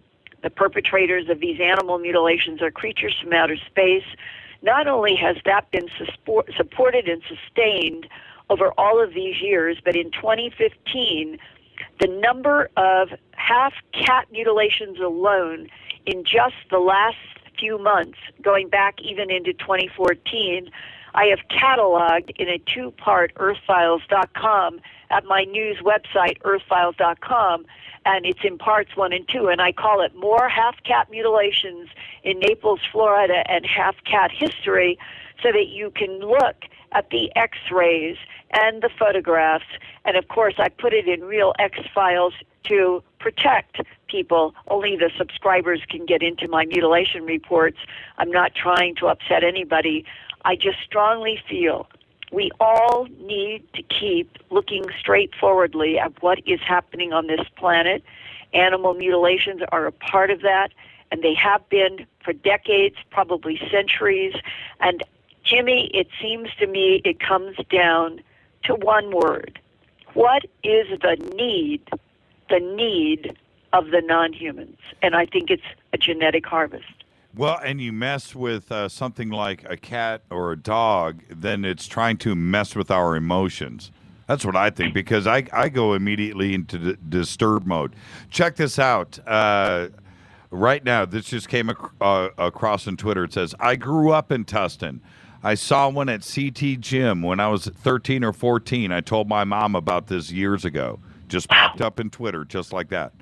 Do you have an ability to ask her if she can email me at earthfiles@earthfiles.com? Sure, and I know who she is. And Natalie, you and your mom just go ahead and email Rita, and we will pass your information on to Linda directly, and we'll take care of it. There you go. Done. And that just shows you people remember, and it is a phenomena. It isn't going away, and it is so relevant to all of these mysteries that John and I are calling phenomenon radio as we go forward, because if we're going to finally be introduced to the real truth, that we're not alone in this universe, and it happens in the next year or two, whether it is microbes on Mars or it is an underground something on Ceres with all those lights, or it is some watery life form in Enceladus or one of the watery moons, we will, it will be revolution overnight. The Earth will never be the same again, but I do not think that we are on a planet now where people are going to be panicking. I heard the other day when we were in contact, it was, obviously this is impossible to support, it was an estimate that at least two-thirds of the world's human family of 7.2 billion people are already in their own minds and hearts on the side.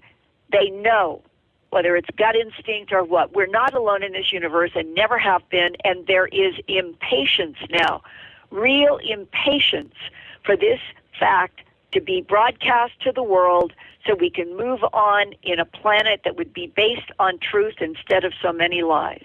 You know, I was thinking, this is where my head is at. I don't know if it's going to be with my children, but hopefully with my grandchildren, like, you know, in the next 10 years, that in textbooks being taught in school will be chapters about them. That's, I know it's going to be there. And let's not forget, there was at a point not so long ago where the earth wasn't round and that we were at the center of the universe. Later, that was the next thing. And then the solar system and then the Milky Way and then other galaxies. Now, that's the stuff. It was only 50 years ago that the tectonic shift of the continents was not an accepted scientific fact that was taught in textbooks. You know, and so we will see the change. And I know that very soon we will have chapters on the good guys and the bad guys. We're going to have that. Yes. And when you go back to Greek mythology, which I don't think was mythology, I think that the Zeus and the Titans were real extraterrestrials on this planet, but it was the same theme that was in the Anunnaki Enlil versus Enki. One person, Prometheus and Enki, wanted humanity that they had made to be their slaves. They wanted us to evolve and grow and be independent. And they were up against Enlil and the Titans, apparently, who wanted humanity erased. And the very fact that we're here in the numbers of 7.2 billion and counting, and that everybody feels this palpable excitement about a change that could be coming toward more truth, says to me, there's something out there that has strength and power and is linked perhaps to the divine field itself that wants humanity to survive. And that, I think, we can take heart in. Natalie, who's going to be contacting you about the cats, just tweeted me again, and she says, it was crazy. It tripped me out because it was a precise, straight cut in half. Exactly. Yeah, that's so bizarre. Yeah, so and bizarre. If you guys go to Earth Files and you look at my two-part, you will be in part 2, you will be seeing all of these photographs going back a long ways all over the United States and Canada, and you will be seeing in photo after photo, X-ray after X-ray, the same exact clean cut, and that this is not something that can be attributed to satanic cults, disease, or predator. They don't do that. And for people who are always throwing out satanic cults, let me tell you, I've been asked to come in on law enforcement investigations of satanic cults. It is horrific. It is always involving blood. It is always involving something that makes you want to retch.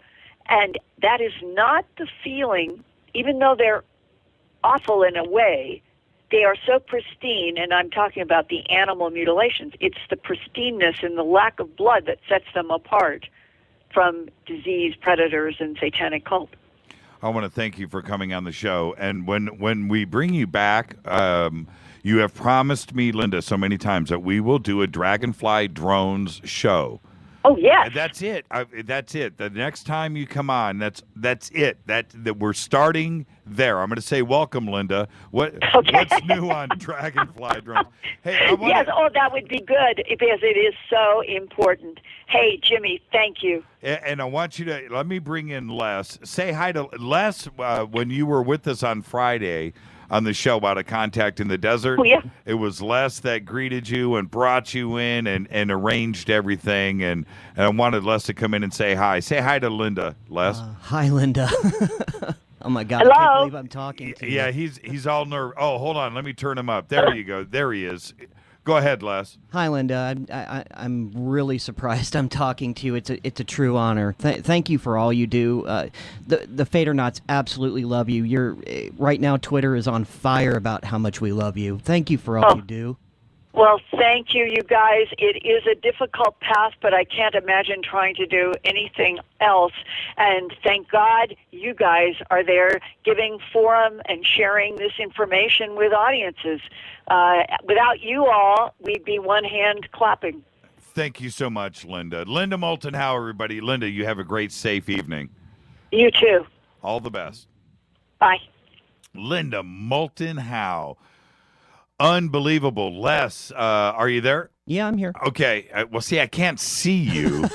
I can feel the vibe. But what do you think when you heard when you hear the thought of this cat phenomenon? She had told me something earlier today. We didn't get a chance to touch on it right now, but she said something earlier today to me that it's cyclical. So she has been mapping these areas all around the world, and so it goes from spot to spot to spot, and it goes around the world, and so it's and then it comes back, and like a year later, it's picking back up where it left off, and it goes in these groups. Like in Tustin, it's 100. Naples, Florida, 100 or a couple of hundred. Same thing in Tustin, and it moves across the United States. And then these are different time periods, and it happens around the world. And then it comes back around. It's this cyclical phenomena that's been going back to the early 70s, possibly even the late 60s. And I don't know if you're a cat person or a dog person, but it just freaks my mind out that this is going on. What do you think? What did you think when she first started talking about it? Pretty whack, huh? Well, first of all, I have 2 cats at home. I'm a cat person and a dog person. I love all animals, and it's pretty heinous that it's going on in the first place. But if you think back, Jimmy, back to ancient Egypt, think about how they used to mummify cats and put them with the dead. Does this go back that far? Think about it. I mean, does it, is the reason they took the organs out of cats and mummified cats because they needed the DNA for it? What do you think? Yeah, well, that could be. That could be. It's, there's something, and my comment to her was that it feels like they're trying to mess with our heads. They may need to do the research. I get that. Maybe it's a DNA thing. I get that too. Maybe they're looking at the way things live here on Earth, and organs and systems and stuff. It could be that, and so they need to do that. But why not go straight for something that is going to affect us emotionally? Yeah. There's that aspect of it, and it's just totally strange on the whole puppet description, and and you can remove. The first thing I thought of, is there a natural predator for house cats? Is there a natural? I don't think there is. Well, actually, Jimmy, if you take hawks, you take eagles, they do. I mean, one way you can tell your cat you love them is by closing your eyes for a few seconds and then opening them. It lets them know you're not a predator. Hawks, owls, just about anything is big enough to kill a cat, and will if it gets the chance. Okay. All right. Let's change the subject. Thank you, Linda. I can't deal with it. It's just too wrong for me. So, Les, contact in the desert. Let's talk about that, and let's open up the phone lines. And let's have some fun for the rest of the night. 323-825-5045. 323-825-5045. Make it good. Make it fun. Les is here. I'm here. It is Fader Night. 323-825-5045. You can also Skype in Fade to Black and the number 14. Les, contact in the desert. It was your first one out there. Mm-hmm. And before you just say it was spectacular, it was okay. We get that. We can move on from that. But what did you come away with from Contact? What I came away with, Jimmy, was, it's very hard to put into words. I went there to meet. Of course, I went there to listen to all the speakers, and which is a subject that we all love: UFOs. Aliens, contact. But, I really went to meet the people that I have been talking to on Twitter and the Fadernauts, dude. I mean, that's what I was really going for. And I came away with an even greater sensation that, as Rita said to me the other night, she was like, we had a great varying of age, all the way from, people in their, high 50s, maybe early 60s, all the way down to their mid 20s. We didn't have a single argument. There was no bad blood. There was no ego. There was everybody was just trying to help each other, have fun. And mainly, we were all there just to be with each other. Contact in the Desert for me was everything that we did together. That's what it was for me, anyway. You bring that many people together, thousands, you're going to have somebody that gets their ass kicked. Mm-hmm. And nobody got in a fight, not that I know of. And I mean, at least you would think that, hey, man, the Greys are this tall. No, they're not. They're this tall. No, they're not. They're this tall. And then the next thing you know, they go to blows. We didn't get that. Mm-mm. There was nothing there at all. And before I just say it was all fun and love and everything, well, you know what? Actually, it was. You're right about that. And it was pretty cool. And getting the Fadernauts together and having that family vibe, it's something that we're gonna hold dear forever, because I know that 10 years from now, mm-hmm. that we'll be sitting around together and talking about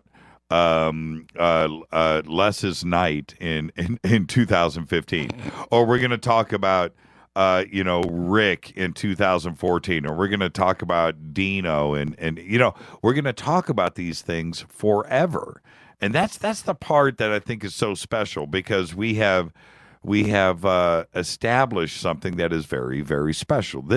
When and just like anybody, once you get to a certain age, you don't really make new friends. It's not like when you're 20, because you make 5 friends a day. Exactly. And you just building things. But when you get to a certain age, and you don't friendships are rare. Yes. You just don't establish friendships at a certain point. Mm-hmm. And here we are at this point in our lives, establishing these friendships across the country, across the world, spanning continents.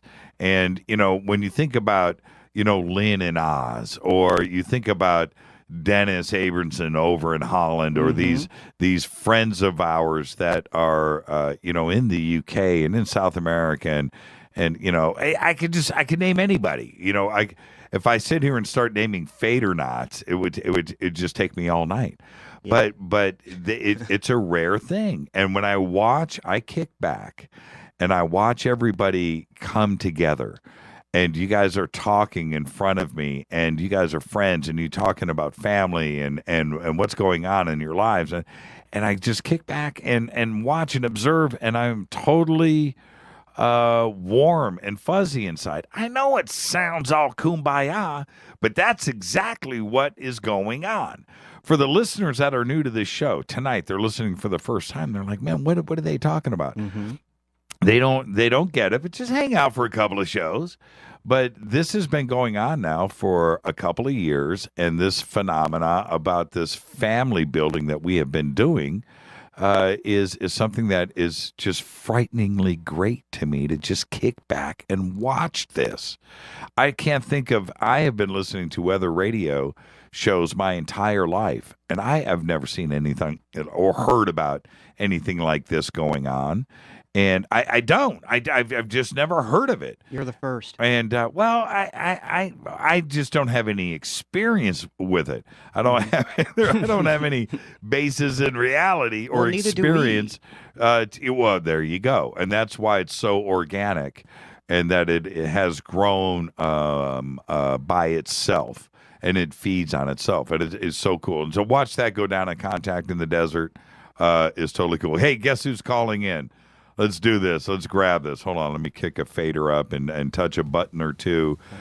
Yo, Dan, Jimmy. Dan, what is Dan up, from brother? Boulder. What's up, brother? Dan, what's up? Welcome to the program. Dan, can you hear Les okay?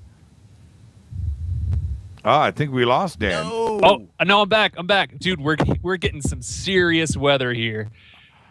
Okay. Well, Dan, always remember, you're on the radio, so silence is death. Dude, I had to run away from a tornado a couple hours ago. That's why I was late to the show tonight. We heard the sirens going off, walked outside, a group of people there staring at a tornado coming our way about 2 miles away, sitting there looking at a tornado, not going anywhere. Wow. Right? So I turned to Heather, my business partner, and we're like, we're getting out of here. So we ran back in, grabbed the computers, which is my livelihood, as you know. So I had to just quickly unplug it, throw it in a bag, jump in the car, and we booked it south. Dan is a good example. I'm going to throw Dan under the bus a little bit about who the fader knots are. Dan, I'm not going to reveal your last name or anything like that, but we were hanging out Friday night, and I just turned to Dan. I'm just, I'm being my obnoxious self after 5 shots of Patron, and which was Dan's idea, by the way. And I turned to Dan, and I said, "So Dan, what do you do?" And Dan's like, "Well, I'm going to paraphrase Dan. Okay, I'll clean it up for you. But let's just say it like this." Dan goes, "Well, I'm a rocket scientist." Right? And I'm like, wait, whoa. And now, I'm watering it down for everybody because Dan has a private life and I don't want to get into it there. But Dan, you turn out to be one of the smartest people I've ever met. And it is so cool that you're just an example of one of the fader knots, man. It's such a smart group of people. And here you are, you're part of the family, and man, you've got an extensive, crazy background in life that you live, and it was great meeting you, hanging out. We broke bread a couple of times. We went out to breakfast together, and you're just one impressive young man. And man, thank you so much, Jimmy. You're too kind. The thing that I noticed most about what happened at Contact in the Desert was that it goes just in line with what you were saying. We all just slipped right into gear. There wasn't, this kind of timid, like getting to know you, okay, who are you, having this conversation? Because we already know each other. We already are that family, we are that community, and we just slipped right into it. we just had that rapport right off the bat, and it was just so comfortable, man. It was awesome. Thank you so much. Oh man, it was great hanging out with you. Who was your favorite speaker? You were out doing things. We were really big. Who did you go see, and who impressed you the most? Oh man, I mean, Linda. I always loved Linda. I mean, she was just on her talk on the strange trumpet sounds that have been recorded. She had many videos from around the world. This phenomena that, there's a couple different explanations for it, potentially things happening inside of the Earth related to the magnetic shift that's ongoing. But her stuff always just blows me away. She always has such great firsthand accounts and evidence that she brings to the table every time she's presenting a story or reporting on something, and it's just her delivery is just second to none. I really, really enjoyed Linda. Dolan, of course, was great. I got to attend the experiencers session with Yvonne Smith, and again, firsthand accounts. People who've gone through these experiences, and she didn't record it.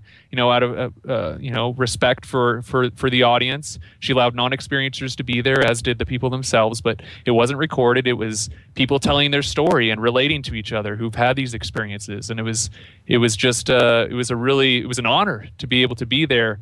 And listen to these people talk firsthand publicly about what they've experienced. And you know what was really cool is you helped us out Friday night, and we'll talk about that in a second for the broadcast, but you were able to hang out with all of us Fadernauts over at our little table that was set up there.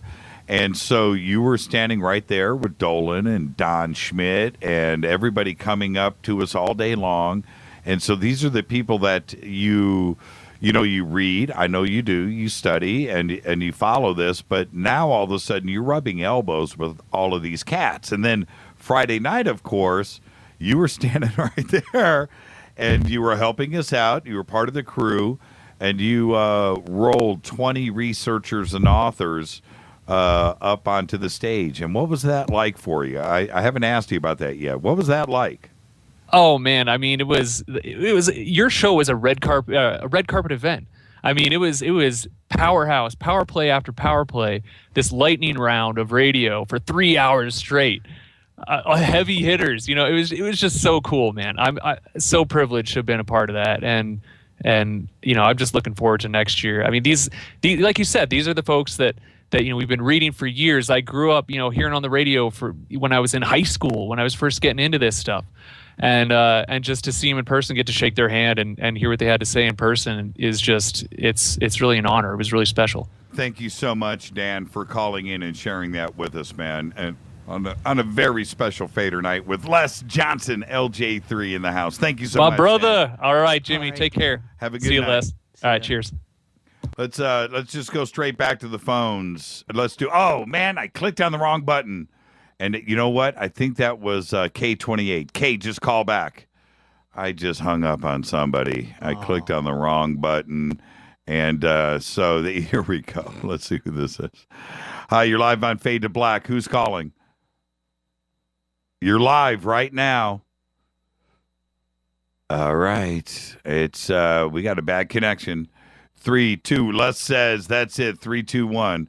We'll try to get you back on.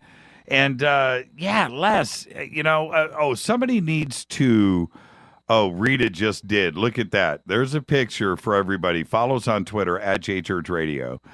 And I'm going to retweet this because in this picture, it's classic. There's Dan in the background sitting next to Dolan. Oh, yeah. And there's some fat guy on the left. And there's Michelle. But there's Dolan. And look at Dan. Just sitting right there with his Fade to Black Cruise shirt. I have to say something about Dan. Dan was one of the coolest guys that I've ever met. You know what you need to work on, Les? I'm listening to you talk right now. You know what you need to work on? You need to work on a Richard Dolan impression. Because you get Dolan down, and we could have a lot of fun with that. Hi, you're live on Fade to Black. Who's calling? Hi, 10th time caller. This is K28. Hey, K. How are you tonight, sir? I'm fine, Jimmy. How are you, Les? Doing good, K28. How are you doing, brother? Doing fine. Long time no see, huh? Yeah, I just saw K28 yesterday. Yeah, I saw the pictures. Yeah. So, Kay, what's cracking? I'm back to my usual parking spot in front of IKEA, so I didn't want any road noise. So. Yeah, right? We missed you out of contact in the desert, man. I know, but I'll try very hard to come next year, okay?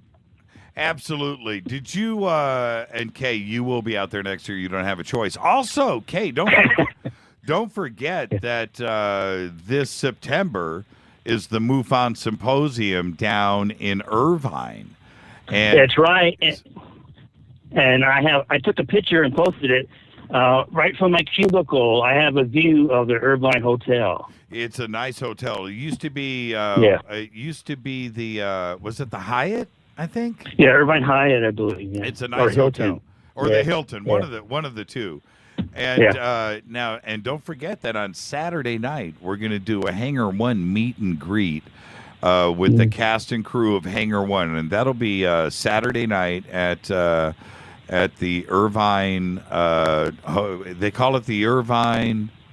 What's the name of the hotel this year? They changed it to Hotel Irvine. Hotel Irvine.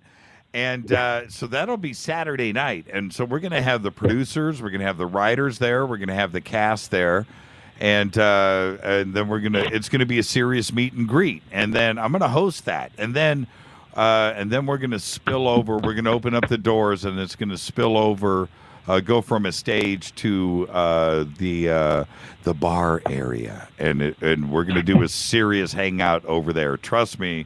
If I'm there in a bar with everybody, it's going to be done up right. It'll become Hangover 51. Yes, it will be Hangover 51. Well played, K28. Of course. Hey, did you listen to the broadcast on Friday night? What did you think about that? Of course. It was great. Yeah. And how did it sound to the world? I haven't even asked anybody yet. How did it sound? Was it good? Well, the first half hour was hot. Yeah, that's what I had heard. But it chilled out after that, and everything was cool? Sure. Yeah, and I think there's a 20-second blackout in the middle of the show somewhere. So.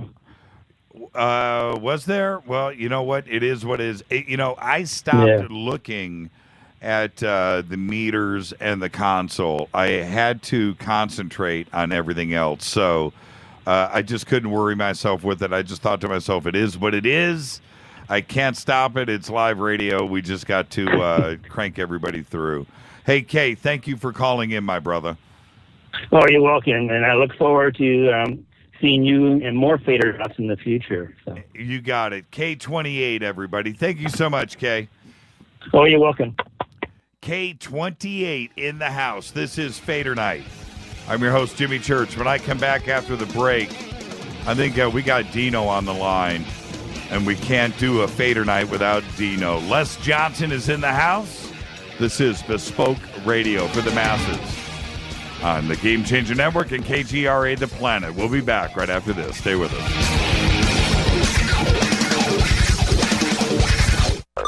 KGRA Radio.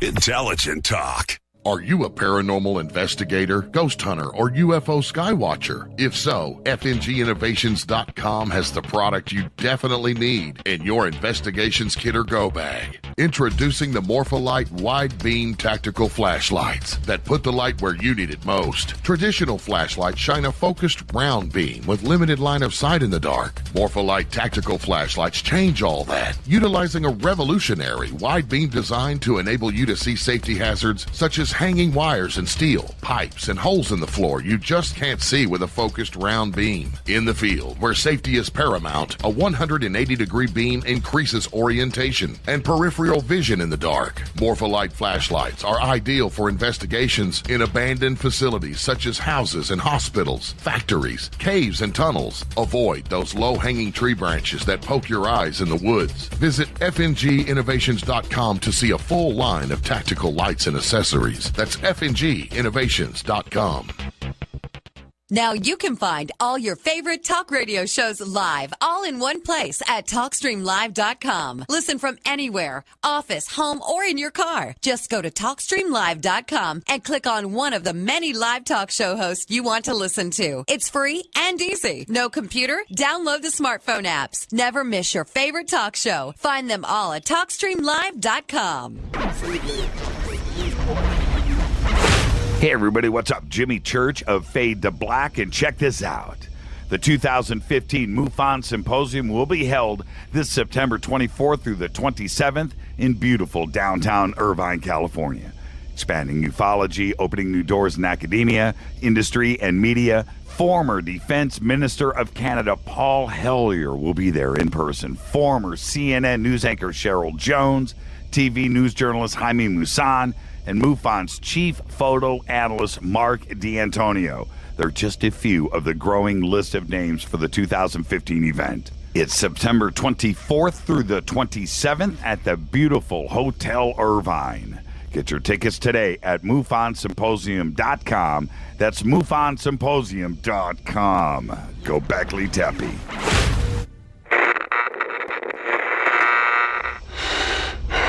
You want to know a secret? I love ponies. I really love ponies. I'm serious. I couldn't stay sane without ponies to brush. Why fade to black? Because you never got that pony. Damn it. This is Fade to Black with Jimmy Church on the Game Changer Radio Network and KGRA, the Global Radio Alliance.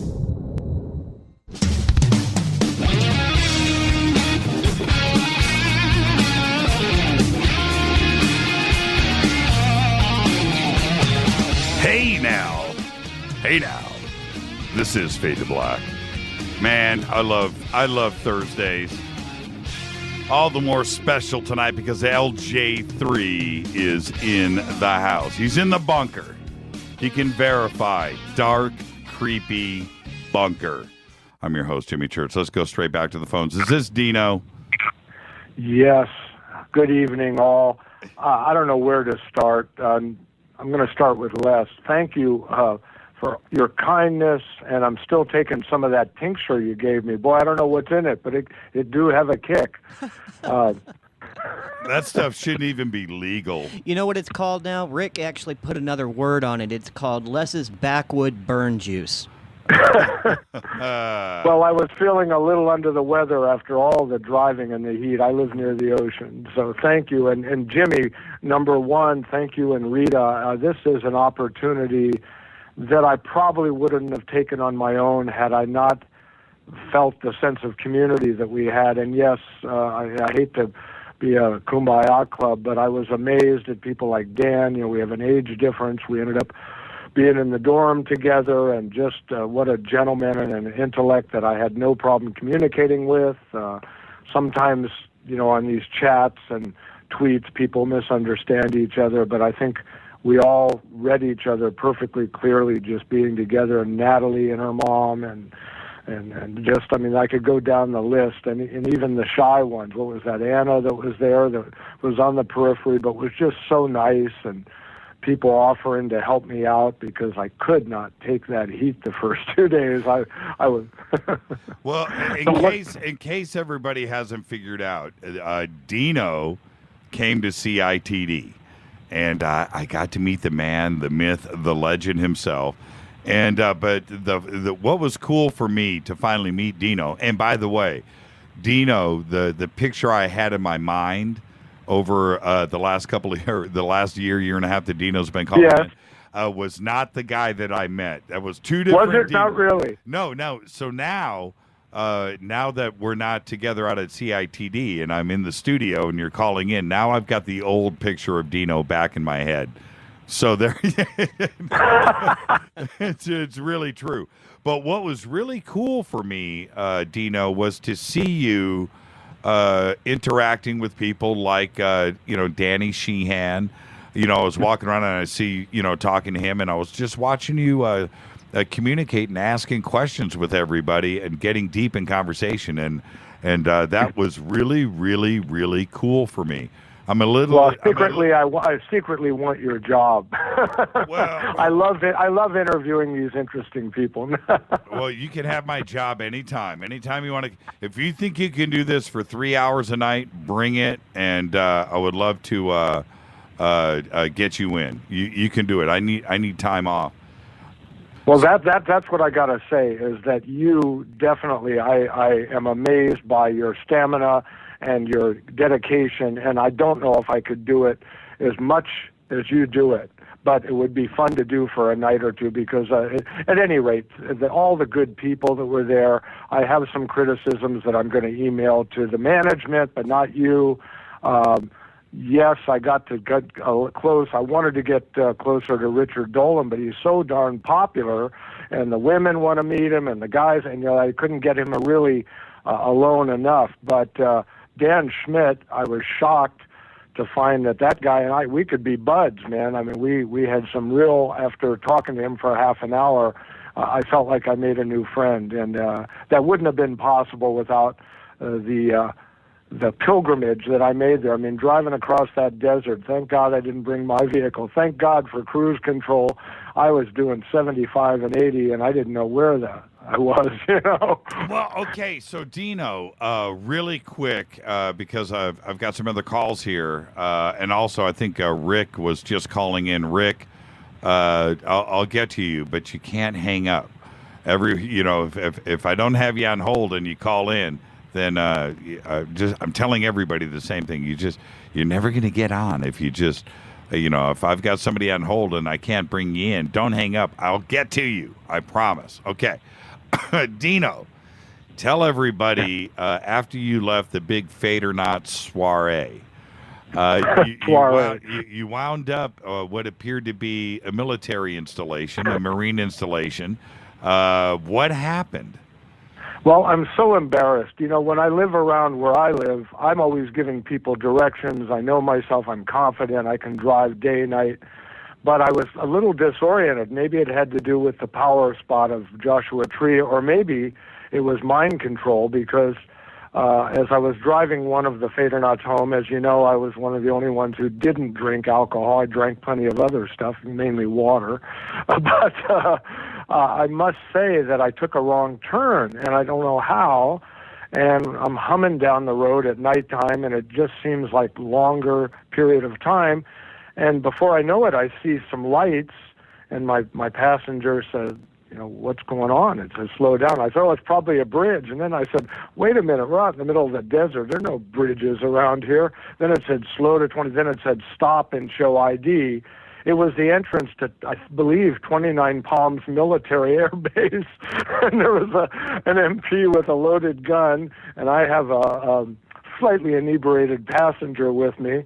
And, of course, the way I look nowadays, I'm pretty scary. I kind of look like, I'll give everybody a hint of what I look like. If you saw the movie Borat, that's what I used to look like.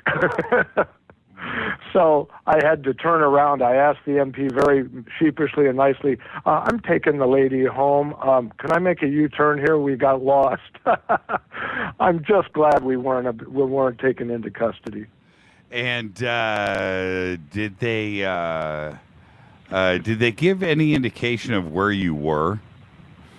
No. I mean, I just said, may I turn around here? And it's interesting, by the way, the very next day they started this, I've looked it up on the internet, this Operation Green something. It was a major Western military maneuvers that are going on right now. And I guess the next morning, a lot of people, I think, Les, didn't you take some pictures of convoys going by with camo vehicles? Actually, I took a picture of the tank, a broken down tank on the way out, and I took a picture of, there was actually a convoy almost a mile to a mile and a half long of 1950s style, troop trucks. Yeah, we saw pieces of it, and but we didn't see the big ones that Les was posting the pictures of. But that must have been pretty trippy. And, they must be also, that base, aware of what was going on that weekend, contact in the desert. That's the biggest news in that town all year long. And so they must be aware of it. I'm surprised they didn't mess with you. No, I was surprised, too. The guy just looked at me. He said very little, and I thought, oh, my God, they're going to think that I'm doing some kind of Area 51 surveillance here, and I'm going to be talked to very harshly. Thank goodness I was in a rental car, and boy, I just got to tell people, I always used to poo-poo them, but Nissan Sentras, those things with a cruise control, I must have been doing 80 in some places in the desert. I never drive that fast. I'm a conservative driver, but to get out of a place fast, I said, if any men in black come up, I'm going to outrun them, and I wanted to tell you the first night, but I didn't get near the mic on your program, that it was so much fun to get there, even though I was exhausted. But was it really a good idea to have over 40 of the expert speakers and historians of the UFO exopolitical movement and over 2,000 contactees, fans, and researchers all in one place? They could have taken us all out at once, one way or the other. I don't know if it was a good idea. All you had to do is just tell him, hey, I'm Dino from Fade to Black. He would have been like, it's all good. It's all good, brother. Dino, let him through. It's Dino. Wave this car through. You can just drive on to the post. Just to have a look around, Dino. Well, all I can say is thank you very much. You were a great host. I wish I could have hung out with you more, but I know you were busy. Rita is just the best wife ever, man. It would almost made me want to get married. Easy now, Dino. Easy.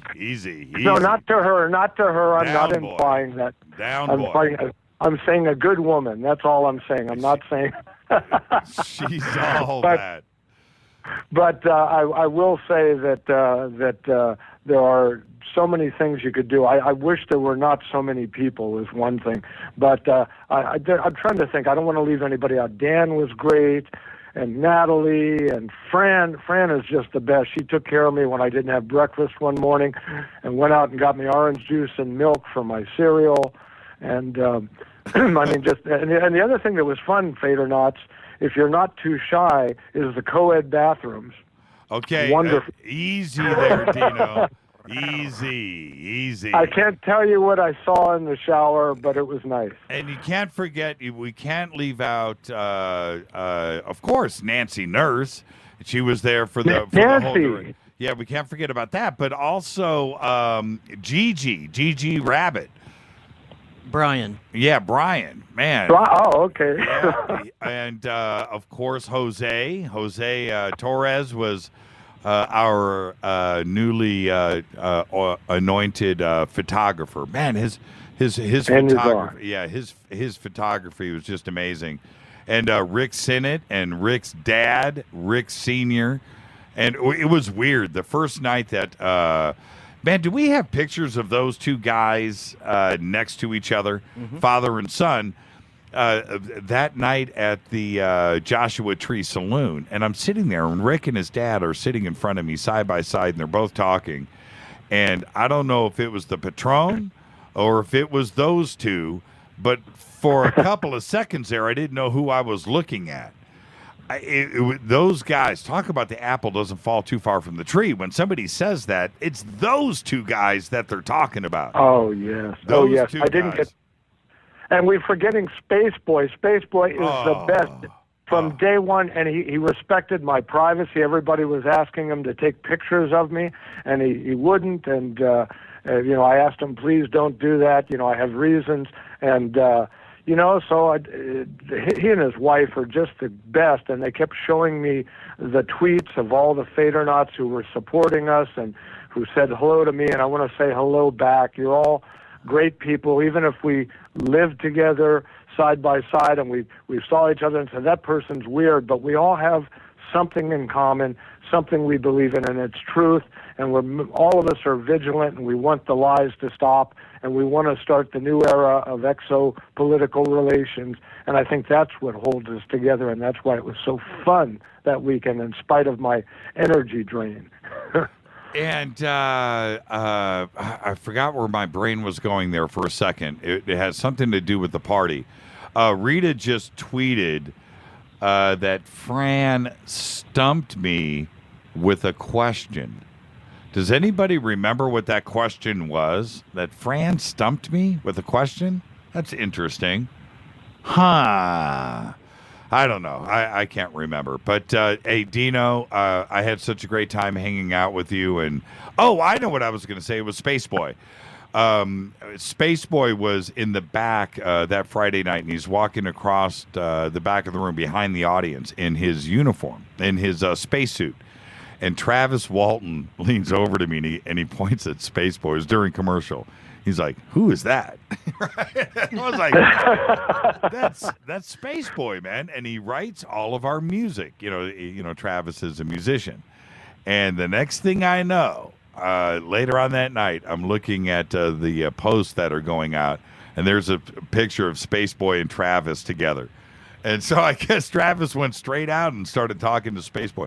Space Boy managed to get pics with everybody, and that was really cool, man. He's got a collection of photographs that was second to none. So one of my jobs, Jimmy, was actually after every guest left was he handed me his camera, and I took a picture of about half of the guests with him and the guest that was leaving. Thank you so much. And less than Jimmy, who would have known that a musician could be so focused? Because Space Boy he documents everything, and I think we have to discuss in the future before I go that.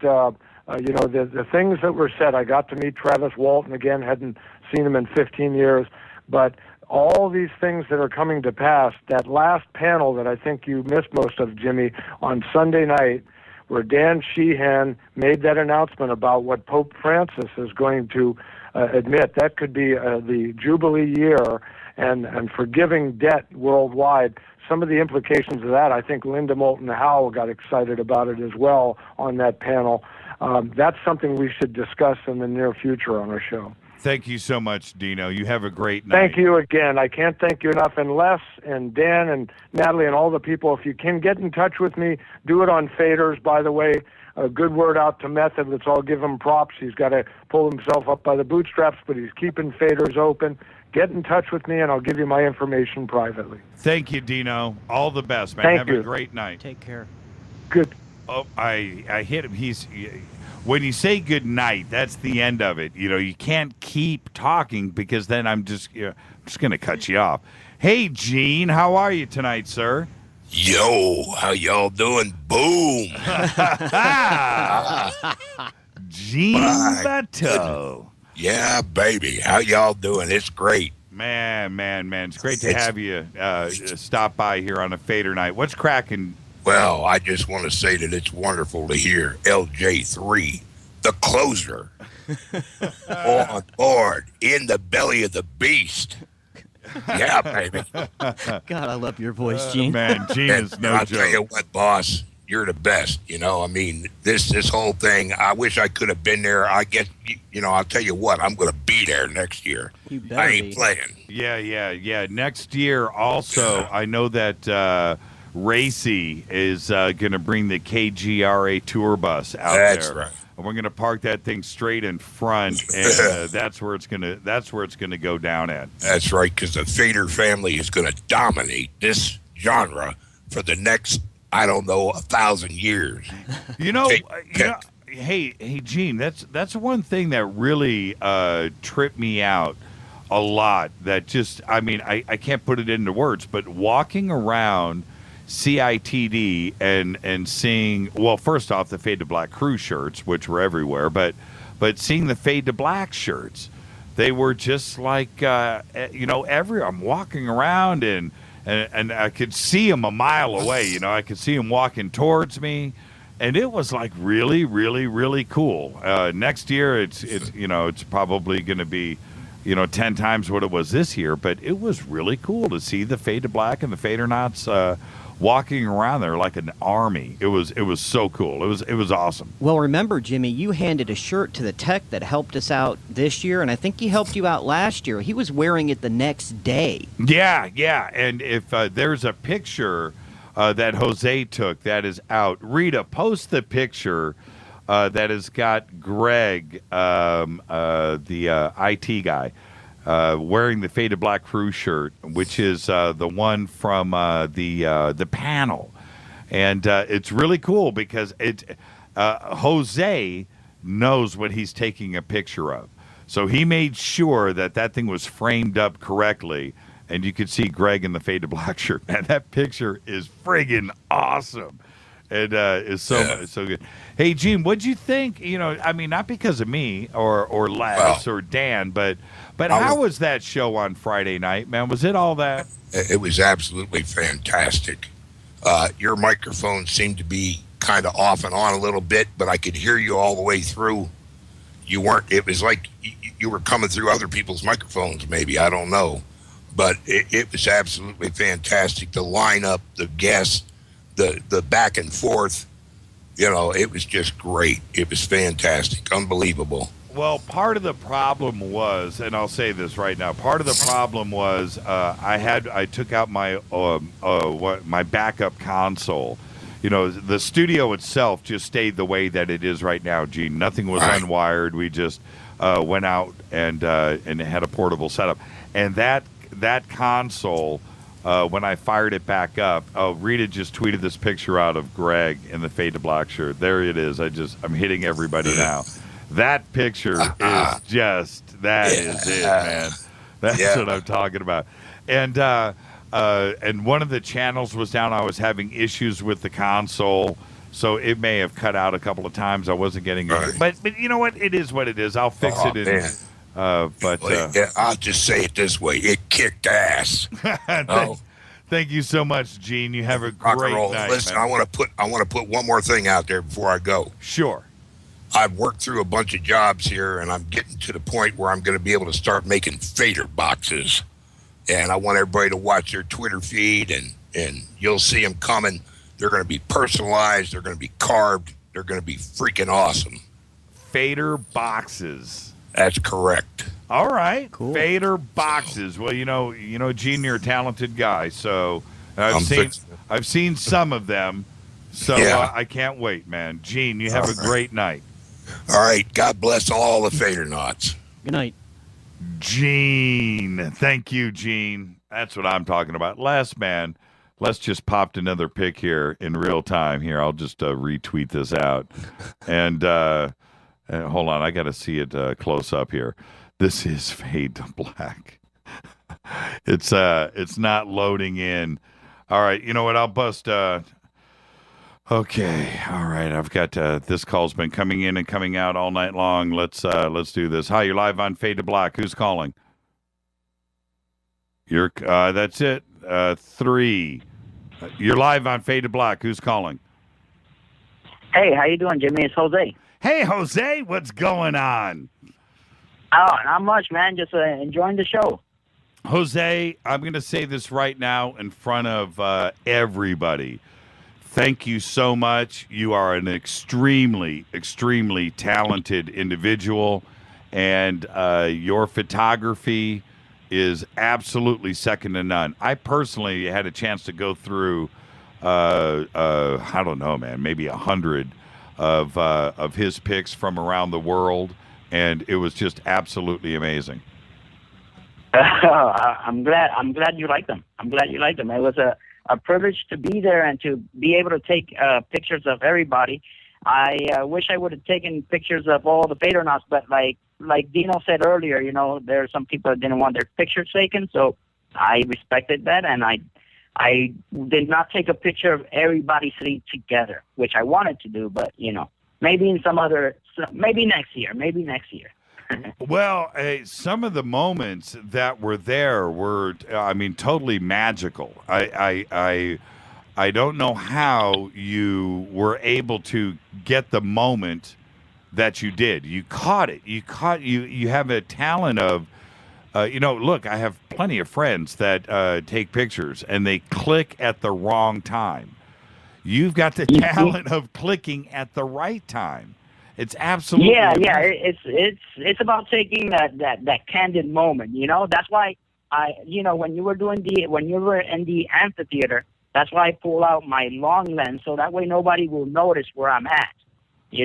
because people see it and then they kind of don't smile or whatnot. That's how I was able to take the picture of you smiling, for example. Yeah, because that's kind of how you do it. I smile once a day, and you caught it. Yeah, it was fun. It was, it was a very good experience. I'm glad I got to meet everybody. Shout out to Les. I know he's there. Say hi to Rita for me, by the way. I just wanted to call in and check in and just say hi. It was a really awesome experience. I hope I can be there next year, and we'll do it all over again. There was a moment, Jose, where you were. I was up. I took like 2 pictures that were live from the stage. I took 2. No, I took maybe 4, but I took 2 that were behind the panel. And I only had my phone in my hand taking this picture for literally a second.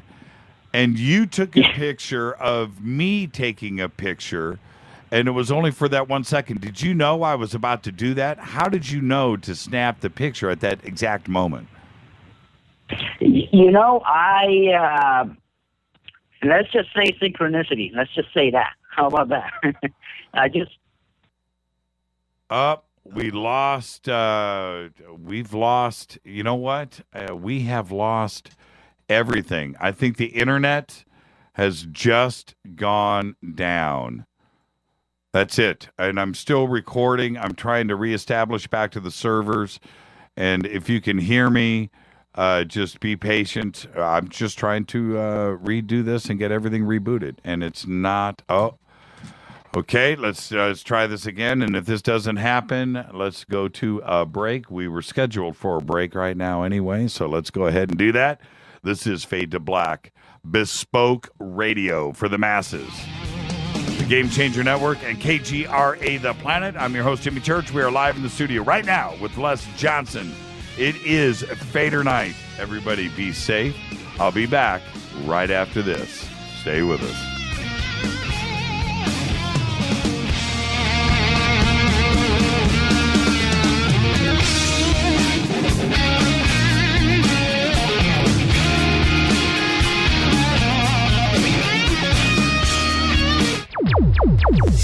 Despite popular opinion, reading a book will not make you smarter.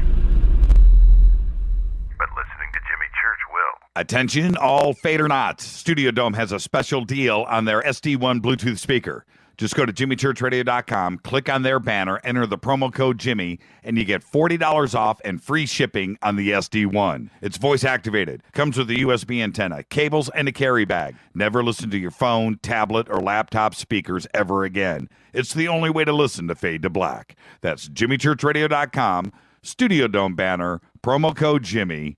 Go Beckley Teppy.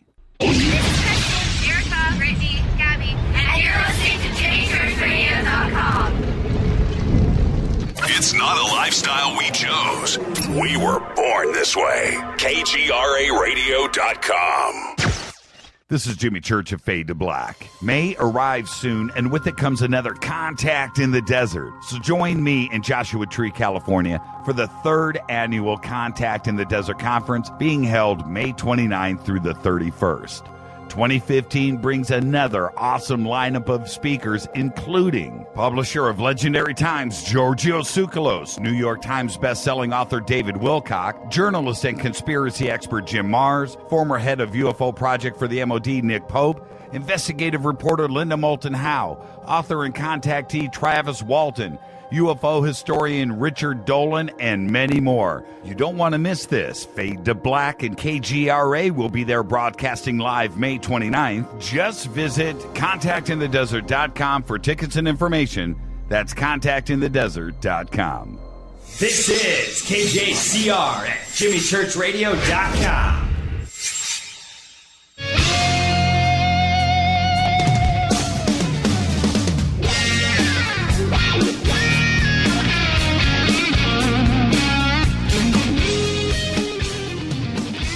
All right, we're back.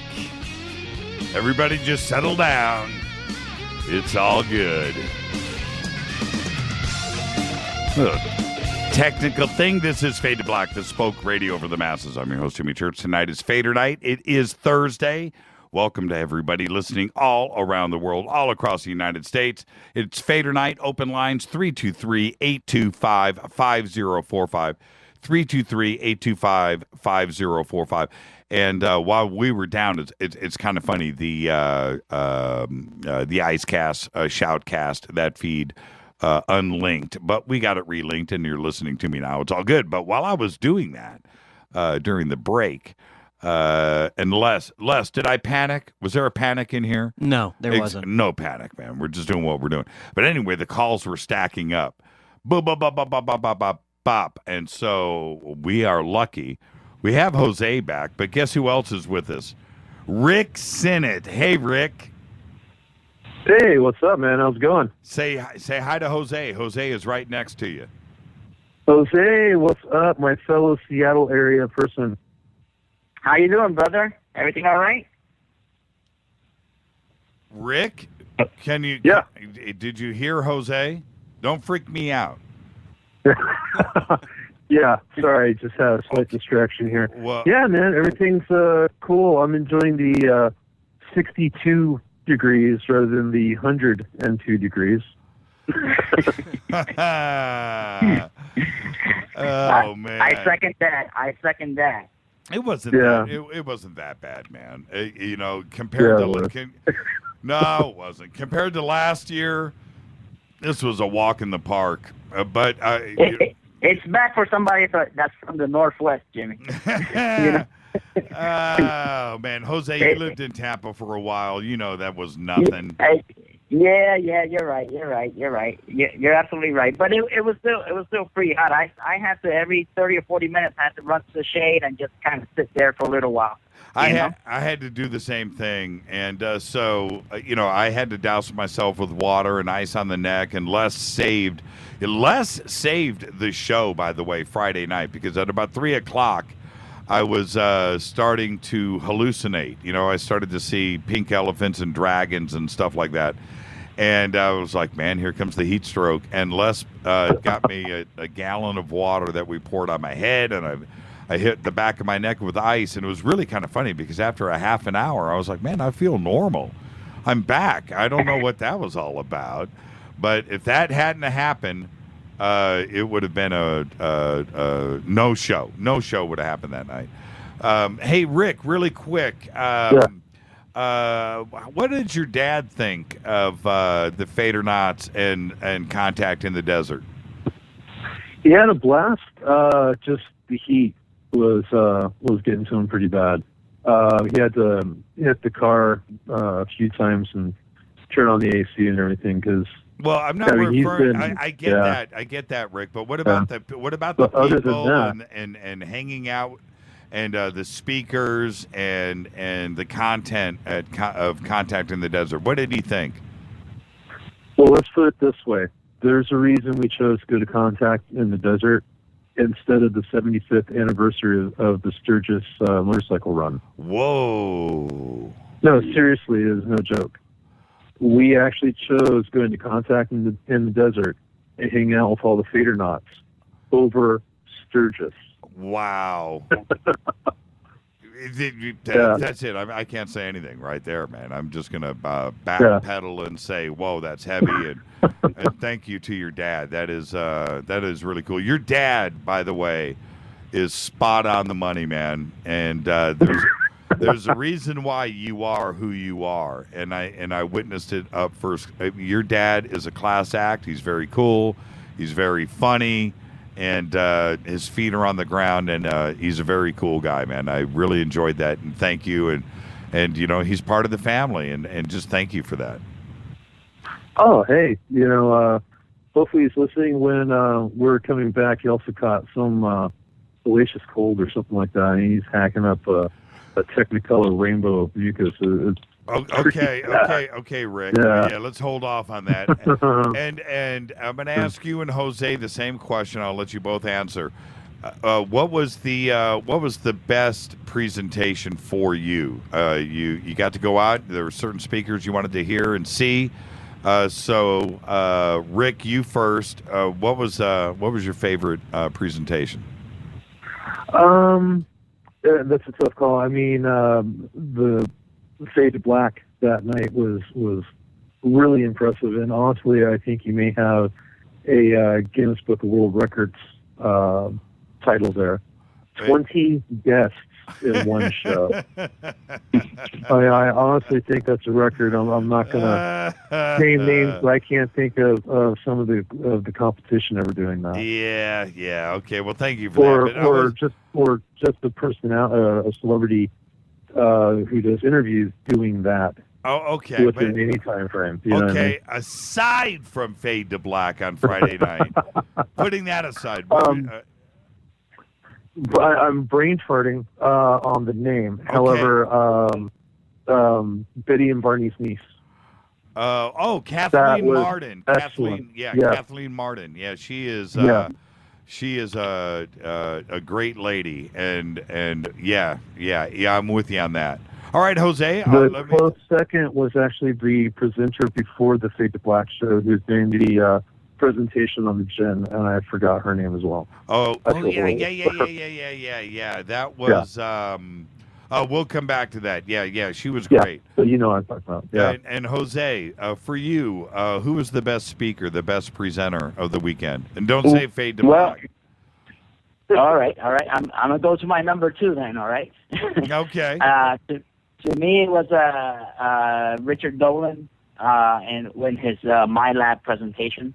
To me, that's what I'm very interested in, and I like how he delivers. How he does his presentation, and how much you learn from it.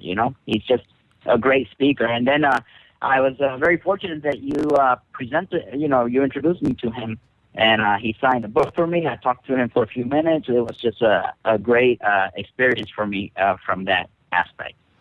Yeah, and that's one of the things about Richard. Somebody said earlier, I think it was Dino, that he's such a rock star, and I get that. And there's a few speakers that are like that there, where it's tough for them to walk around and do things because the throngs of people, and there's so many people there. But Richard, man, he will talk. He'll talk to anybody, and he'll stop what he's doing. He'll listen to what you had to say, and absolutely. He just really takes the time. Looks you in the eye. He's not he's actually paying attention to you, and actually takes the time to speak with you, which was a really cool thing. Because, like Dino said, he is a rock star. Everybody was coming up to him.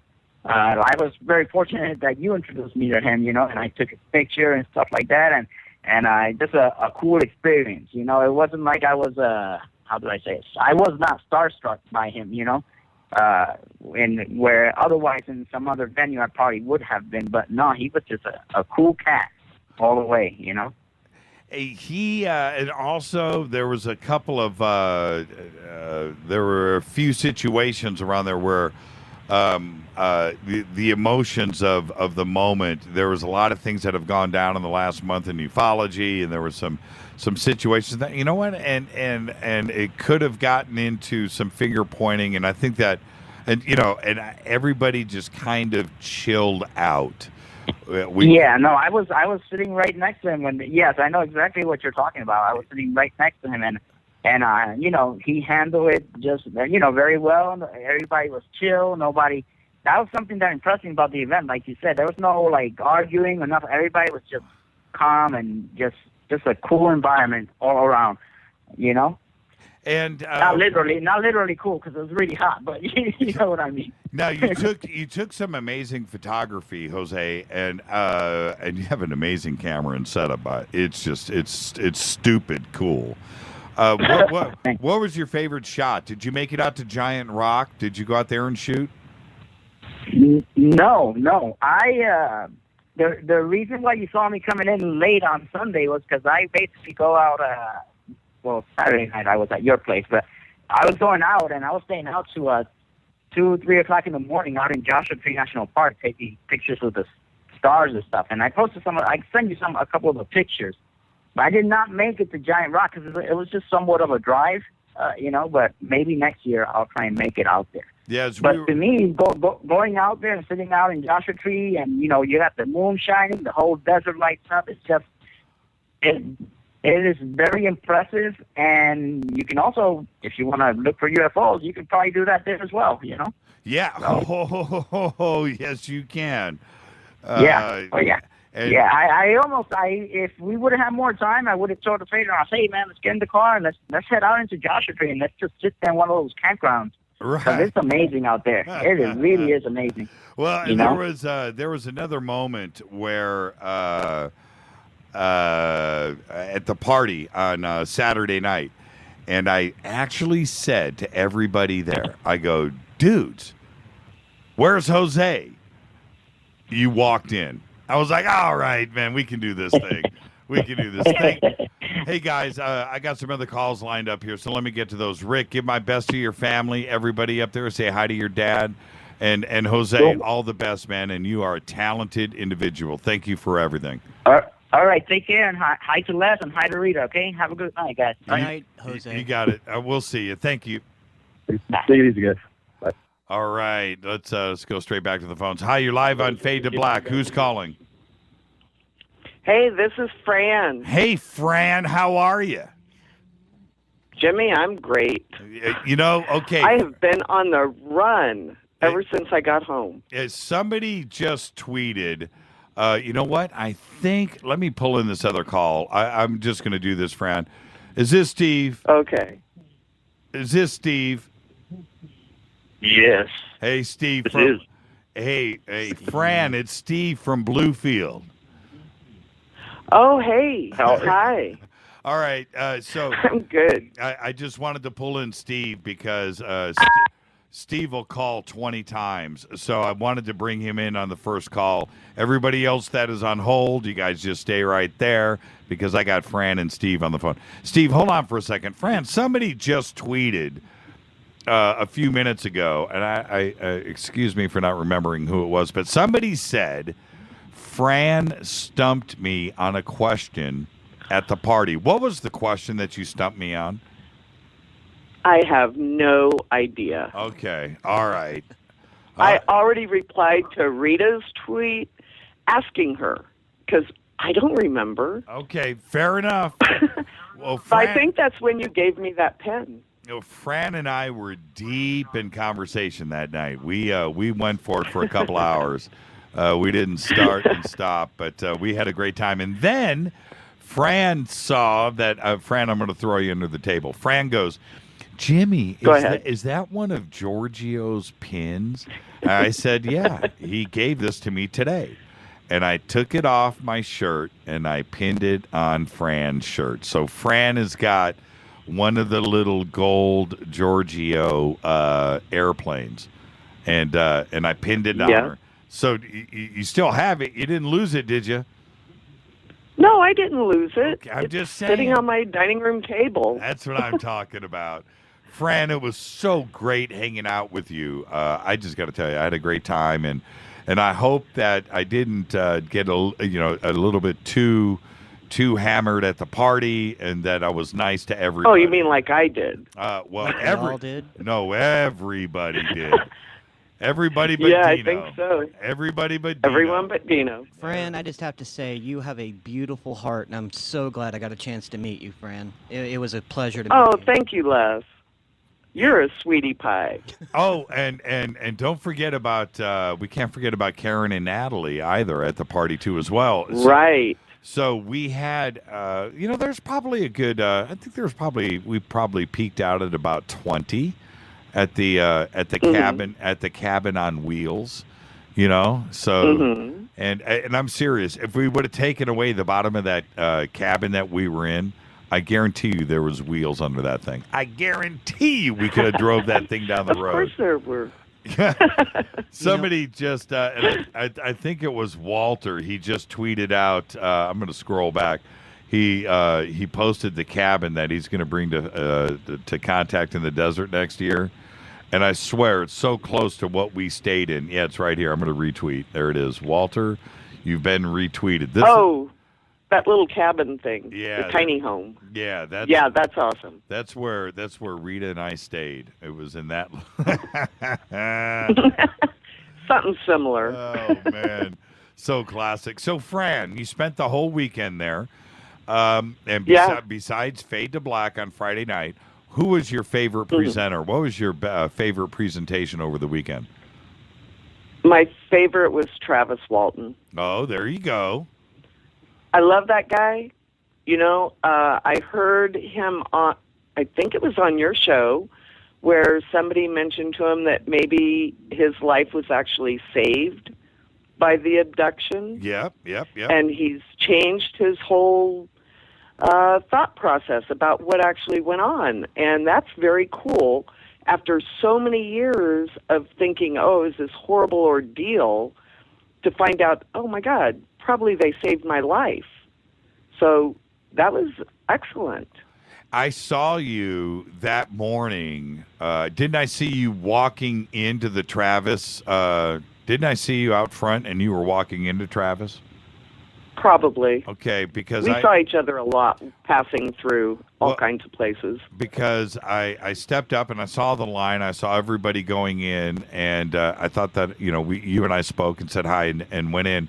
And I stood outside with a few other people listening to Travis's presentation from outside of the hall because they had the big screens out there and everything. So I got to listen to most of his presentation, and it was great. And then after that, Travis was hanging out with us up by the main area up on top, and so I talked to him after sanctuary. That. Yeah, and I talked to him after that. So, and I told him, man, that was really, really good. But I had peeked. I went and poked my head in the room. The place was packed. Number one, two, you could have heard a pin drop.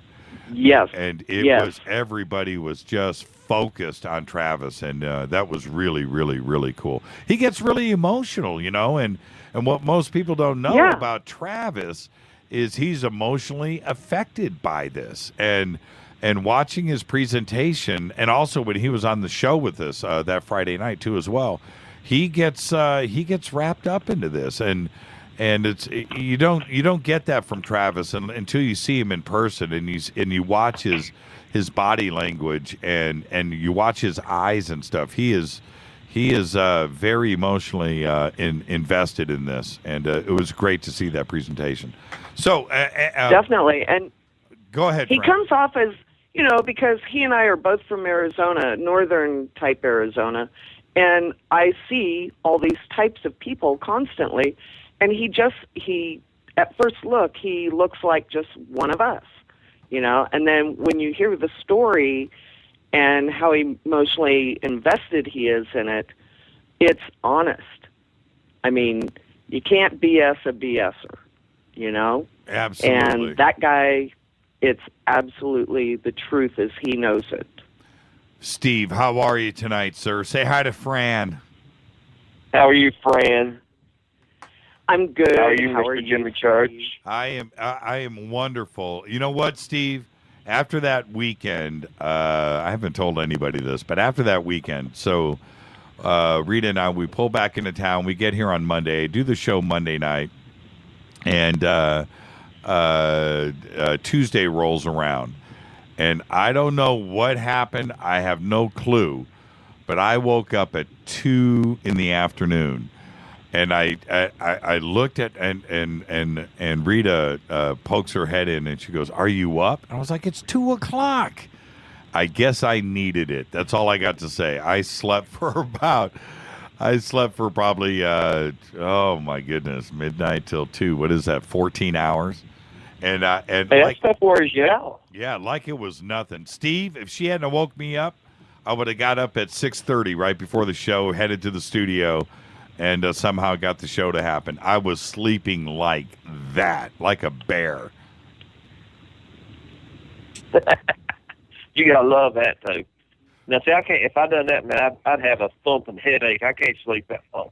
I needed it, man. I needed it. So, Steve, next year, man, are you going to come out to Contact in the Desert? Definitely. I'm making sure, next year that the corn is in the ground and I've got people at the shop that's going to be able to take care of stuff. I will be out there next year for sure. Yeah. And then you got Les. I'm so jealous, sitting in there. I can just picture Les right now with this big grin on his face. Like, yep, That's the right. Four-letter word grin. Definitely. Yeah, this is the bunker is a really cool man cave, and I got to tell you, for anybody that gets a chance to come here, we keep everything secret. We have to, but for the people that get a chance to come in here and see it, it's like, holy crap! I know, I'm a guy. I know how friggin' cool it is in here. It is the bomb situation. The coolest gear. It's just done up right, and so Les gets to sit in here, and now I'm going to have to pull him out. In 10 minutes, Les is kicked out. You know what we're going to do tonight? Screaming. Fran and Steve, after the show, I'm going to take Les. Rita and I are going to take Les to our favorite taco truck. Oh, right on. Man. Yeah, man, that's what we're going to do tonight. Les, have you ever been to a real taco truck? No, sir, I have not. Oh, man, it's on Oh, tonight. what a treat. Yeah, man. You have no idea. And trust me, I got one. He's going to freak out. I hope he's open-minded, because you have to be a little open-minded when you look and see how this stuff is done. But Les is going to get the official Southern California treatment tonight, man. Excellent. Oh, man. Hey, you're going to love it, Les. Steve, I got to get you out here next. I got to get you out here next year. Oh, I'll be out there for sure. There's just I'll bring some of the good southern Southwest Virginia White Lightning spirits. There you go. I have some. Uh-oh. See how y'all can handle that. I have some apple Keep shine. it away from me. Yeah, I have some. I have some apple shine right now in the studio right here in the refrigerator. Jimmy, that's not the White Lightning. You want to talk about burn juice? There you go, brother. Oh, trust me, I've got some that Deb sent us. She's listening right now. I have some that Deb sent us, and it's about halfway gone. And there's a reason why it's not all the way gone. there's a reason why there's still a half a bottle in the freezer just sitting there. That's right. Yeah, man. In the freezer, Jimmy. Yeah. In the freezer. It looks at. I got some nice peach. It looks at me and just says bad things. It says real bad things.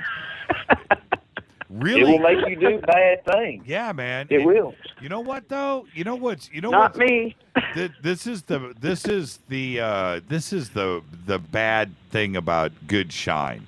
I'm gonna let it out right now. It tastes good. Good shine tastes good. I don't like the taste of even good scotch. Really good scotch. I just don't like that. No. That thing. And even, whiskey, which I get it. I understand I've drank, but it's still got that thing to it. Even really good tequila still got that thing. Good shine doesn't have that thing. Good shine just tastes good.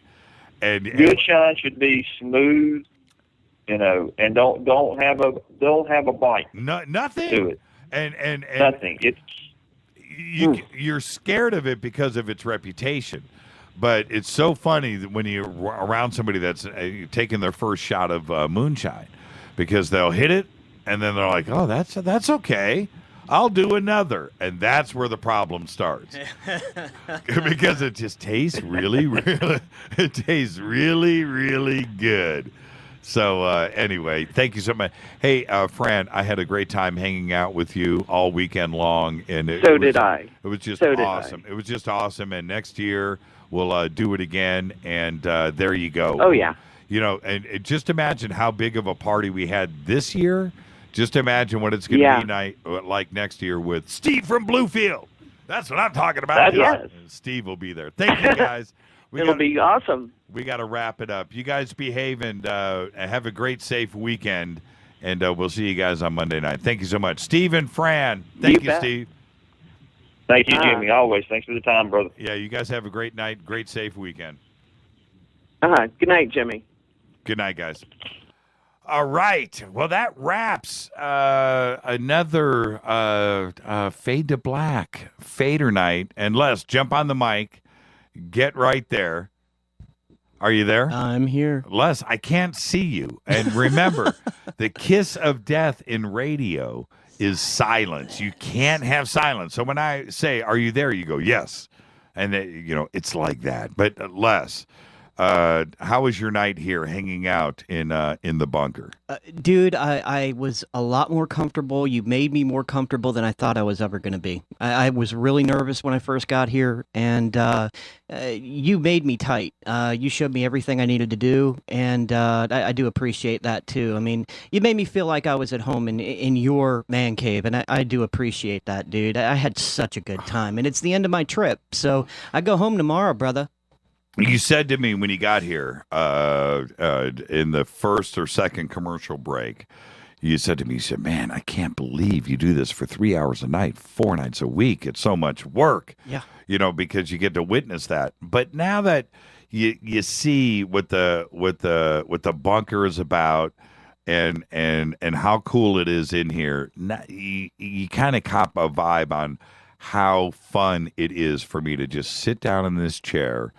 And I technically I don't have to worry about anything. Everything is top notch. And of course I got a refrigerator with shine in it, right here. But it's about the atmosphere, and you can see that this is a paranormal conspiracy UFO vibe down here in the bunker. Isn't it all that? Isn't it cool? I just love it here, man. It's all that in a bag of chips, Jimmy. It's great. The vibe is very relaxed, and it's so much fun being in here. I can't believe that I actually got the chance to be on my favorite night of the week. Fader night. You know what I didn't when you were taking pictures, and I was looking at I'm looking at this one right here. It's been retweeted. But you can see in the background in this shot, you see this chest of drawers next to the refrigerator. You see that chest of drawers?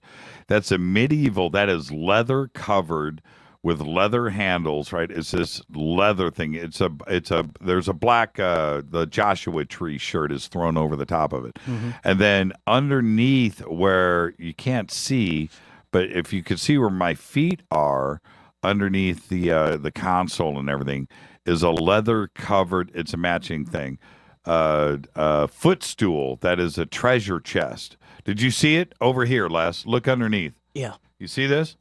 And that's what I rest my feet on. How cool is that? Oh, that is cool, dude. That's a leather chest that matches the other leather chest, and it's like this Pirates of the Caribbean thing. And you can open it up and put your goodies in it. Yeah, exactly. That's you don't know what's in there. That's the secret stuff. But that's the vibe that is going on in here, man. It is just a really cool thing, and I love sharing it with people, and I just want you to walk away with good memories, my brother. This is a very special night for me. I hope it is for you, but I'm just letting you know. This is a rare treat. People don't get to come in the bunker, and you're here, and I love it. And I just want to thank you for coming in and hanging out for 3 hours and helping me do the show. I love it, man. It's so great. Thank you so much, Les. Thank you, Jimmy. Thank you and Rita so much. I mean, you guys are family to me, and you've accepted me into the Fate or Not family just like all the others, and even more so. You've made me part of your crew. And you brought me into your bunker.